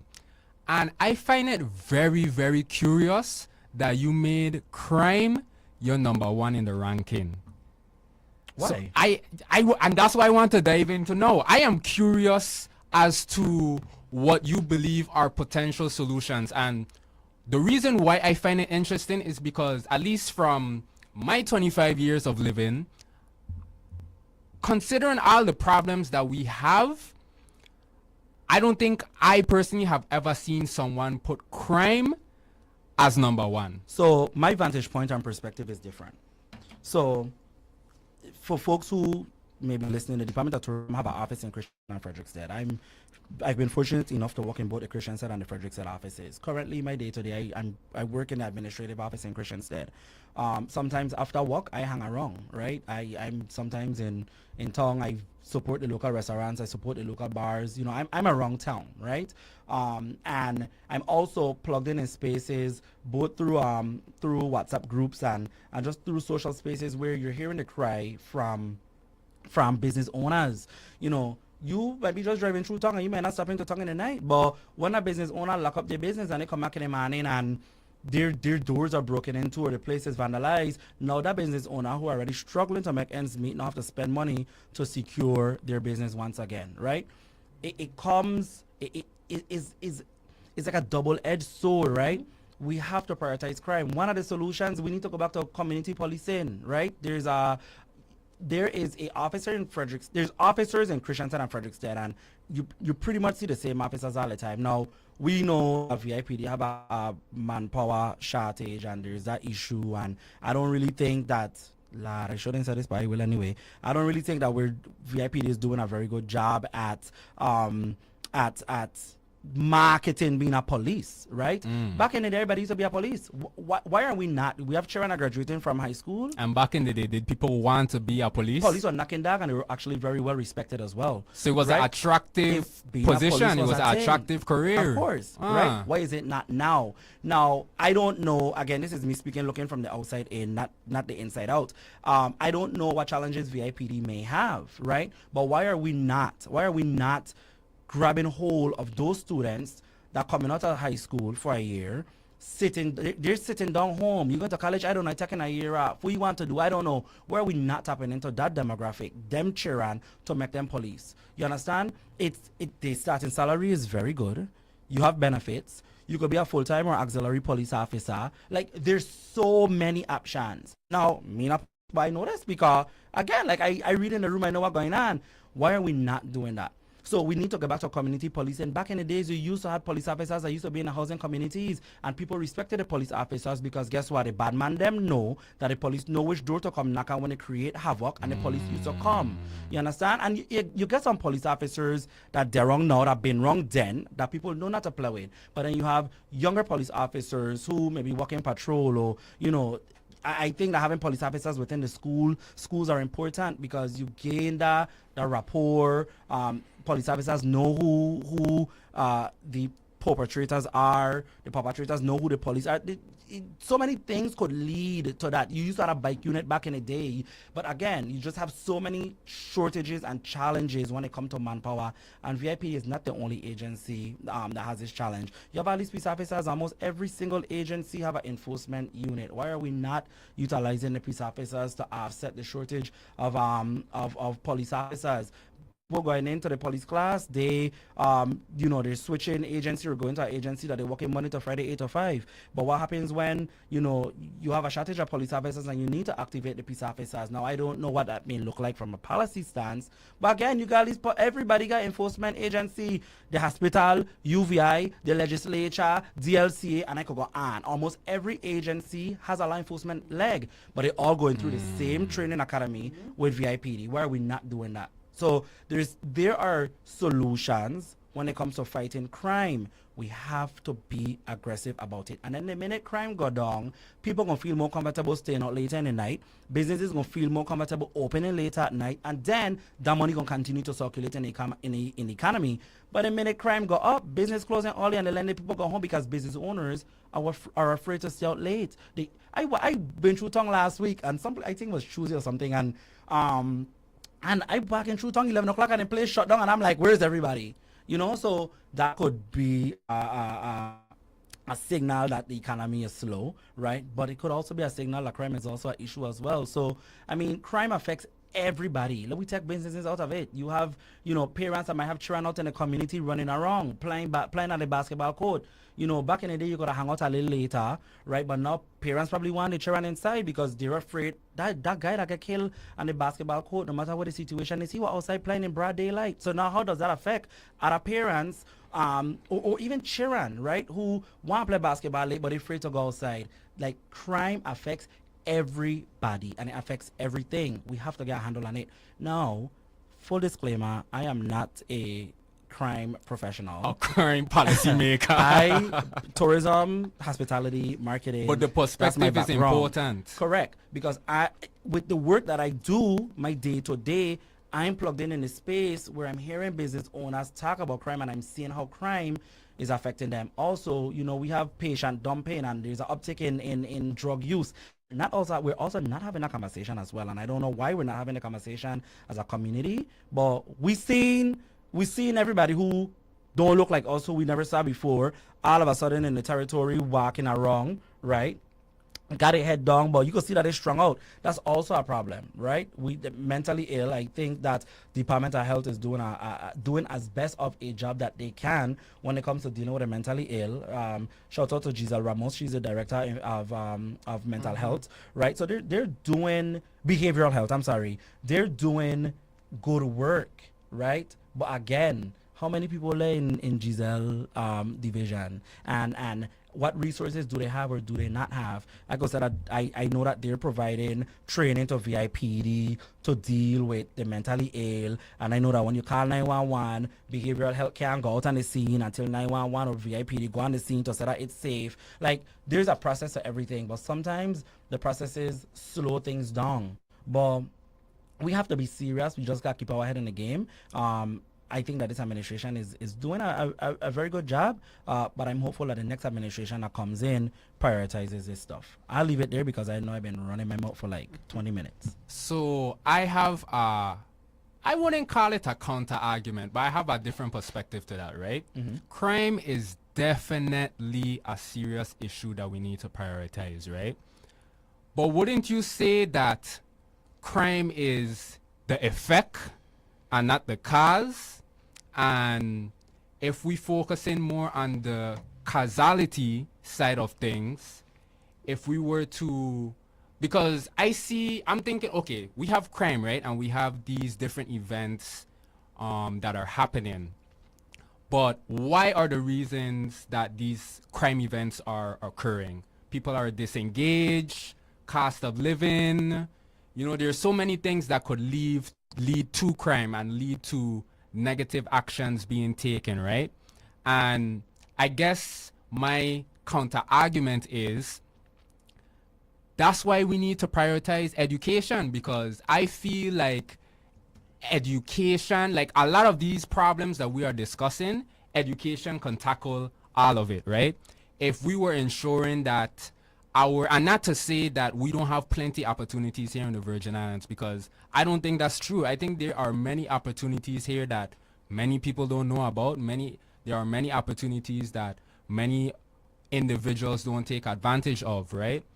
But if we were ensuring that or putting more priority towards ensuring that our students have the opportunities they need to be positively engaged, ensuring that we are providing education and teaching people about the importance of becoming police officers, becoming nurses, becoming actors. If we were reaching children at earlier stages, in my opinion, crime would decrease. So I agree. So I don't think that I don't think there's a need for a counter argument, because I agree. So in our community, we have a tendency of being reactive and not proactive. So And I guess that's exactly what I'm getting So what at. you're speaking to is the proactive behavior and steps that we could take, solutions that we could take to offset crime. All three of us, we mentioned it. You mentioned education, Chris mentioned workforce shortages, and I mentioned economic development. Those are 3 points that could all help offset crime. You have to give people something to do. When the 115 people are laid off from Carambola, maybe their only option is to turn to crime. You got to rob a man to get something. Maybe you got to feed your family, right? Education, we're not educating the younger generation. People free. Everybody hands idle, everybody mind idle. They looking thing to do. They falling with the wrong company. You get crime. So I agree wholeheartedly. If we are more proactive, then we wouldn't have to be or act in a reactive manner. And I think that that's our problem with many of the issues, challenges that we face as a territory. Too many times, hurricane come in. Shout out to Director Jashin, because Vitima killing the game with his hurricane preparation. Okay, hard. Yeah, putting it out there, right? But like, it's kind of like, hurricane come in. When a hurricane come in, we know it's hurricane season, right? We don't the only months of hurricane season. Like, you think that the government just sitting down waiting for a hurricane to be announced off the coast of Africa to do something about it?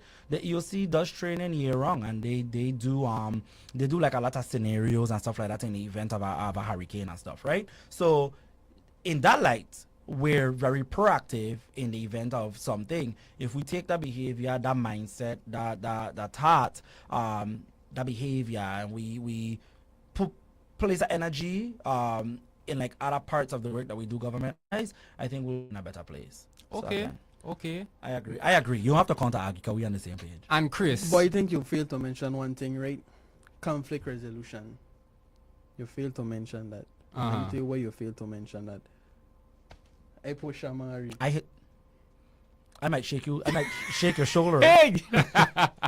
No, let me just. I listening. Everyone here. We I push listening. Amari, right? Amari said. He was "Hey, waiting man." for a reaction, not on me, Go ahead. He said, "Hey, man, what wrong with you? Bam, bam, bam, bam, carry on." Instead of Shamari doing a proper thing and saying, you know what? Conflict resolution, how to solve a situation, de-escalate a situation, how to calm down a situation, how to properly assess a situation. That should start in a household. The problem is, you have parents, my mother used to say, anybody hit you, hit them back. Think about that. Think about a child hearing that, right, from elementary school. And then, me to cut you off, and then you get to junior high school, right, hit them back to turn into what? Now, you have a more aggressive, angrier kid, right? You go to high school, and now you fall in with the wrong company, hit them back, turn into something else. It starts from in the household. And then that's what I just about again too. Our parents, you have to do your due diligence, break out of that mindset talking about if somebody, you're telling your child, if they hit you, you hit them back. No.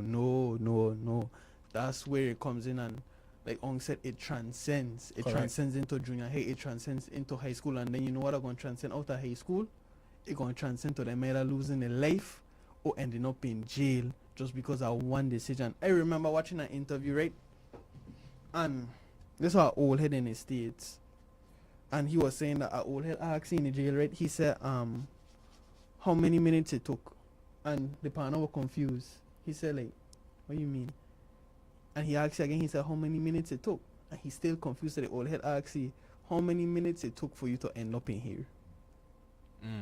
Powerful.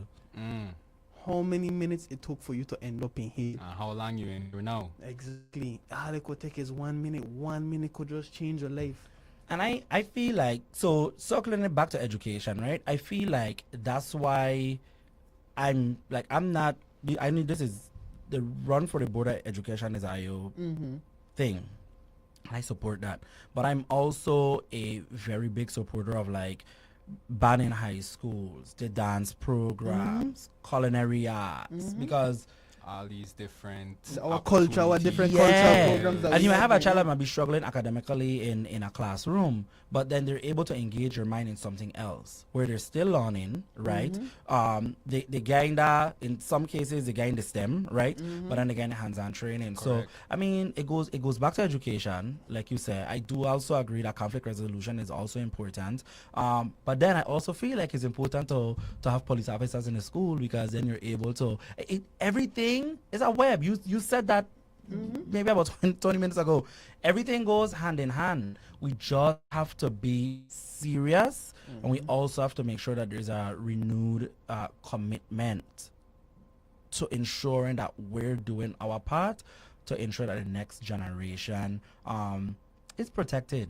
I think that's important. We don't have that commitment, we're not going to move forward. We just call it like how it is. Correct. If that commitment is not in place by us as leaders, asking people for vote for us and put us in these positions, we're not going to move forward. Correct. So speaking about commitment to protecting the next generation, right?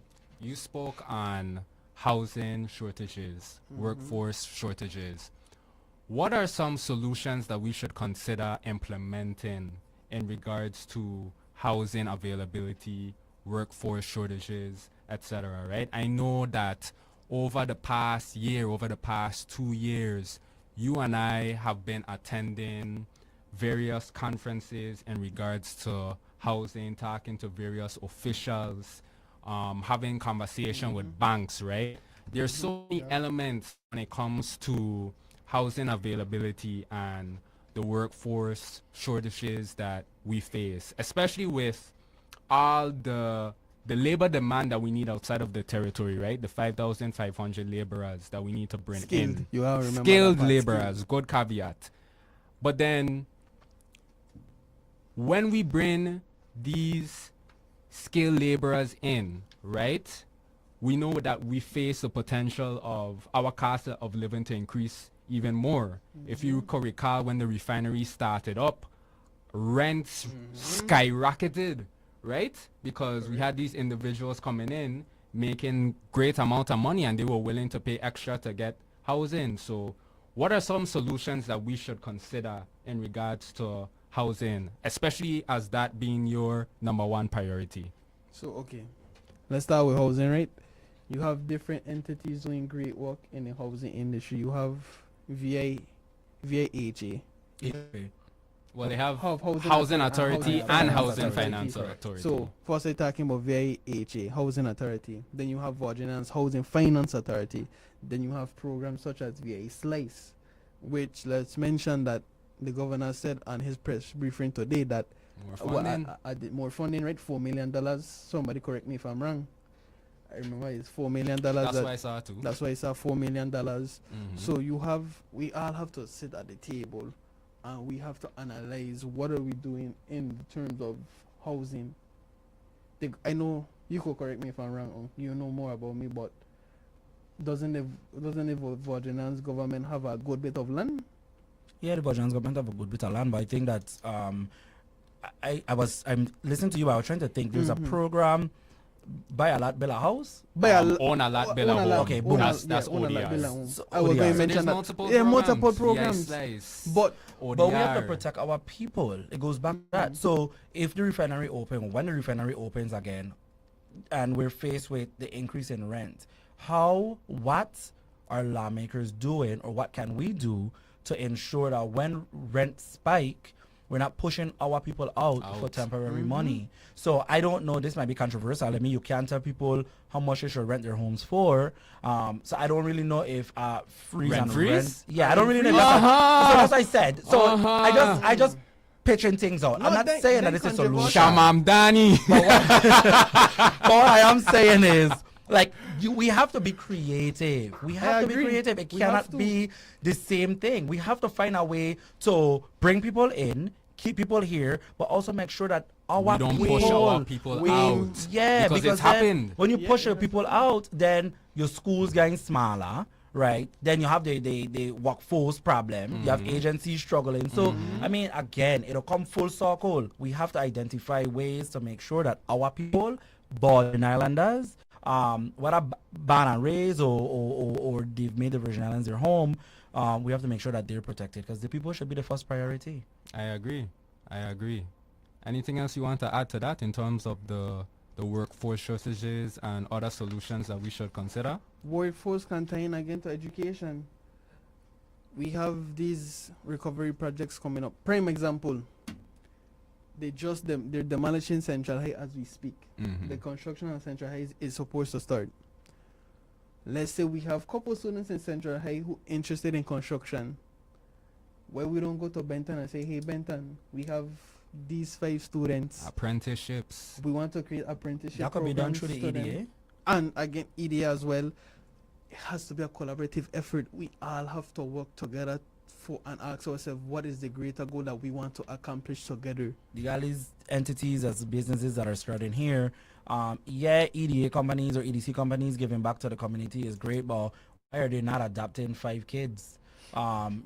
Especially we need skilled laborers. All these different construction companies, both locally and those that are coming Suffolk, MCN. Right. Why are we not? And if it's something that is already happening, that Correct for us. whatever reason we don't know, by all means, let me know. Call us, text us on Facebook. But as far as I know, that's not happening. So, again, we have to be creative in the conversations that we have. The negotiations have to make sense, and they have to lead to the betterment of not only the territory, but also to the development and the investment of our people. I agree. 100%. So now you understand why education is my number one. Correct. To me, everything that tie back to education, right? Our number one. Well, okay, good point. And that's why what happened? You're going to say something. What happened? You're going to say? I'm going to try a little shade, but keep going. We press for time, and I want to run back these numbers, so go ahead. Okay. And that's why I truly believe that we should prioritize education, because I really and truly believe that education just ties into everything that we face as a community. That's Go the ahead. first web. Anthony Martin Barrow just stated in the live that we are having those discussions right now. So, Lovely. Anthony, I'm pretty sure you're talking about the board. So, thank you very much and share the information. Being in this space, it's such a blessing because we're able to not only learn but also share the information that is shared with us, right? So, I mean, we're the vessel. Trade through us and allow us to also help you or help promote the work that you and the board is also doing. So thank you so much for that.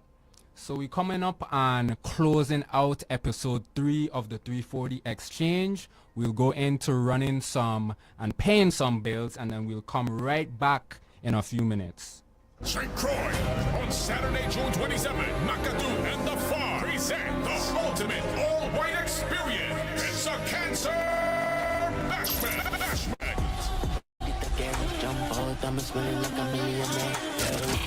And live inside the farm, we're bringing out a heavy hitter. It's DJ Genia and Mr. Energy, DJ Chubby, Party Jesus, Star General, DJ Terrorist, DJ Agnello, and the St. Croix Party Rocker, DJ Carr, and Selecta Crew. It's the hottest dancehall, hip-hop, and soca all night long. So fella, get ready to step out fresh and clean. And lady, come out in your sexiest white outfit. Doors open at 8:30 sharp. Advance tickets are only $25, $40 at the door. Tickets available right now at the farm, and that's strictly the best clothing. It's an all-white experience. The Cancer Bash, Saturday, June 27th at the farm. Don't you miss it. Feel the rhythm. Catch the excitement and win big this May at Caravel Casino. Sundays is Flat Screen Frenzy from 12 p.m. to 4 p.m. every hour. One winner scores $500 cash, and one lucky envelope holds a 65-inch flat screen TV. Thursday night, the fun returns. Bingo is back at 7 p.m. Earn 200 points Wednesday and Thursday to grab your cards. Up to 3 per player with 8 games and a growing carryover bonus. It just keeps getting better. Fridays, we bring the heat with our Boardwalk Bonanza drawings from 7 p.m. to 11 p.m. Win $500 cash every hour. And don't forget, every Tuesday and Saturday, Caravel Club members get free slot play based on their card level. Fun, and cash. Only at Caravel Casino in downtown Christian said. Welcome to the newly renovated Vegetarian Creation Restaurant. They're located in the courtyard at the Barron Spot Village Mall in St. Croix. Go and check out their spread of tasty, mouth-watering vegan dishes like red beans and coconut rice, vegetable stir-fried quinoa with mushroom, collard greens and asparagus, vegan protein, tofu, bean meat, just to name a few. They have lasagna and kalaloo too. Veggie burgers, Rasta chicken sandwiches made on our in-house bun, pastries, cake, cookies, and more. Snack on our seasoned and spicy popcorn. Vegetarian Creation have local drinks, passion fruit, cruise punch, golden apple, and more. Ask about their special power drinks. Let Veggie Creation tantalize your taste buds with smoothies from our liquid lab juice bar, all infused with our special ingredients. Love. They are the original home of the famous fried cauliflower Rasta chicken. Vegetarian Creation cater for your special needs. Come, let us tantalize your taste buds. Open Monday through Saturdays from 11:30 a.m. to 5:30 p.m. Give them a call today and make your order. 340-773-4772. This is Rodney Moorhead, Democratic candidate for Lieutenant Governor. As a 30-year educator, I know you must be intentional to drive student success. The territory's workforce development plan must focus on high-demand fields like law enforcement, education, healthcare, construction. Our plan will give our youth the skills to drive this economy.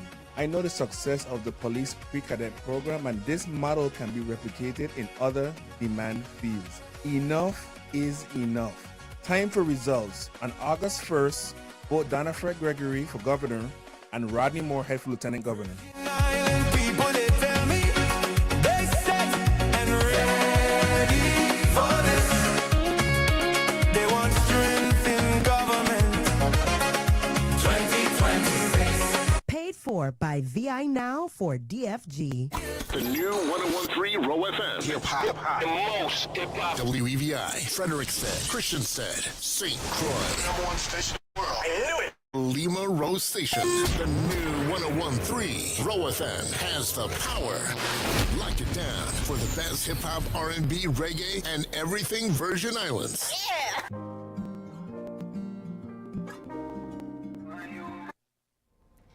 Ladies and gentlemen, we are back. So we're getting ready to close out episode 3 of the 340 Exchange here with myself, Mojanaya Mo Dennis, Christopher Jacobs Jr., and Shamari Haynes. On today's episode, we talked about moving forward with solutions for the Virgin Islands, right? So, quick recap, we came in, we discussed some of the events that are happening within the territory regarding the current election season, just some dates to be mindful of. Of course, July 2nd is the deadline to register to vote. That is in 9 days. So please, if you can go and do the work of registering to vote, make sure you visit www.vivote.gov. You can register online. But honestly, I recommend that you visit the Election Systems Office in Sunny Isles. The process is super quick. You only need to carry one ID with you, one form of identification in order to get your voter's card. That's correct, right? It could be either a birth paper, your passport, or your passport, or your DD-13, I think, if correct, you're military affiliated. Correct. So please make sure you register to vote. Early voting for the primary election begins July 20th, correct, and ends on July 29th, correct. And of course, August 1st is the primary election day. So just some dates to keep in mind.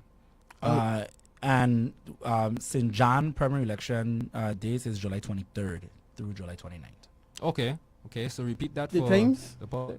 So if you're in the St. Croix, the islands of St. Croix and St. Thomas, you could only vote from July 20th through July 29th, from 9 a.m. to 6 p.m. And if you're on the island of St. John, early voting is from July 23rd through July 29th, from 9 a.m. to 4 p.m. And then the elections office has extended the the times for voters to get registered. So the last day is July 2nd. However, from June 27th, you could do so from 9 to 1 p.m. July 1st from 8:30 to 6 p.m. And then on July 2nd from 8:30 to 7 p.m. So folks really don't have no excuse. Okay. And of course, on episode 3, we talked about, like I said, moving forward with solutions. So we each gave our top 3 priorities for what we believe public officials, the public in general should focus on prioritizing to advance our home. For myself, my top 3 was education, healthcare, and the WAPA situation. Chris, if you could say your top 3 real quick. My top 3 were housing, workforce shortages, and education. Okay, and Shamari? Crime, economic development, and execution of current laws. So we had a really robust conversation regarding our top 3 priorities, and as we get ready to close for the evening, we just encourage you to stay encouraged, stay hopeful. You know, we have, like Shamari said all the time, we have people that are doing or is doing great work within the territory and outside of the territory. And we are a rather young government, you know. Every democracy is a process. Things don't happen overnight, and we understand that things are perfect, but let me tell you something. There is no place that I would rather live. There is no place that I would rather be. I talk about and how in previous episodes, I understand that, you know, the States life may be for some people, right? They may like the fast life, may like, you know, the little groove and the clubbing and stuff, and nothing wrong with that. I ain't knocking it, but we have such a gem here called the Virgin Islands that we have to appreciate. And it's not until you have the opportunity to go outside. Well, you may leave the Virgin Islands, you may travel, and you may have different experiences, and you may like, you know, other places to live besides the Virgin Islands, right? Which is absolutely fine. But let me tell you, there's no place that I would rather be than the Virgin Islands with all the problems that we have. And myself, Christopher Jacobs Jr., Shamari Haynes, me, Mojanaya Mo Dennis, public officials that are running, everyone here, or a lot of people, are committed to making the Virgin Islands the best place to be, the best place to live. We really want home to be great. And we just ask that you continue to walk with us on this journey. You continue to engage with us in these conversations, right? Because there's a forward direction. There is a goal that we want to accomplish, right? And that's making the Virgin Islands great. Anything you fine gentlemen, would like to add before we close out tonight? I just want to add, guys, that this Thursday, myself, Mo, and Delia Smith, we will be on the sit down at Levels. So come engage with us, talk to us, hear our platforms, hear our plans, and how we plan to make the territory a better place. So we just ask you to come out, have a good time with us, and we're looking forward to seeing you guys. For me, my home girl, Linda Nikki Brooks, will be hosting a Bayside thing this coming Saturday, June 27th from 3 p.m. to 11 p.m. So she'll have Heart Attack Band, 10 Sleepless Nights. Please come out, engage with her. I'm pretty sure other candidates are going to be in attendance. I'm pretty sure I'll be there, and I'll pull these two with me. We will be there as well. I said I know one to my right. We will be there as well. So, you know, please come out. Please support the candidates, ask the questions, and be a part of this historic election. Because really and truly at this point is really sink or swim, not only for St. Croix but for the entire Virgin Islands. So make sure you step up to the plate. All right. This has been the 340 Exchange. Once again, I am Mojanaya Mo Dennis, number 1 on the Democratic primary ballot for the Board of Education. We also have Christopher Jacobs Jr., number 3 in the Democratic primary on your ballot for the Board of Education. And Shamari Haynes, candidate for the Board of Elections. Again, I'm the only Democratic candidate running for the Board of Elections, so I won't appear on the ballot for the primary elections, but you'll see me on the ballot for the November 3rd general election. So once my number is selected on August 25th, once my lot has been picked, you guys will be made aware of what that number is. So we're asking for your support. We need you in order to ensure that we have placement on our respective boards. Yes.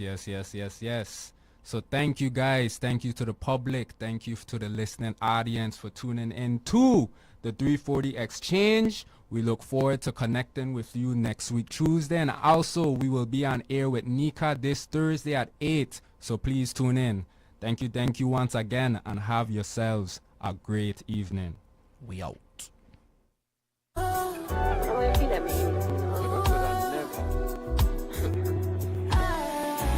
He's a different type of girl.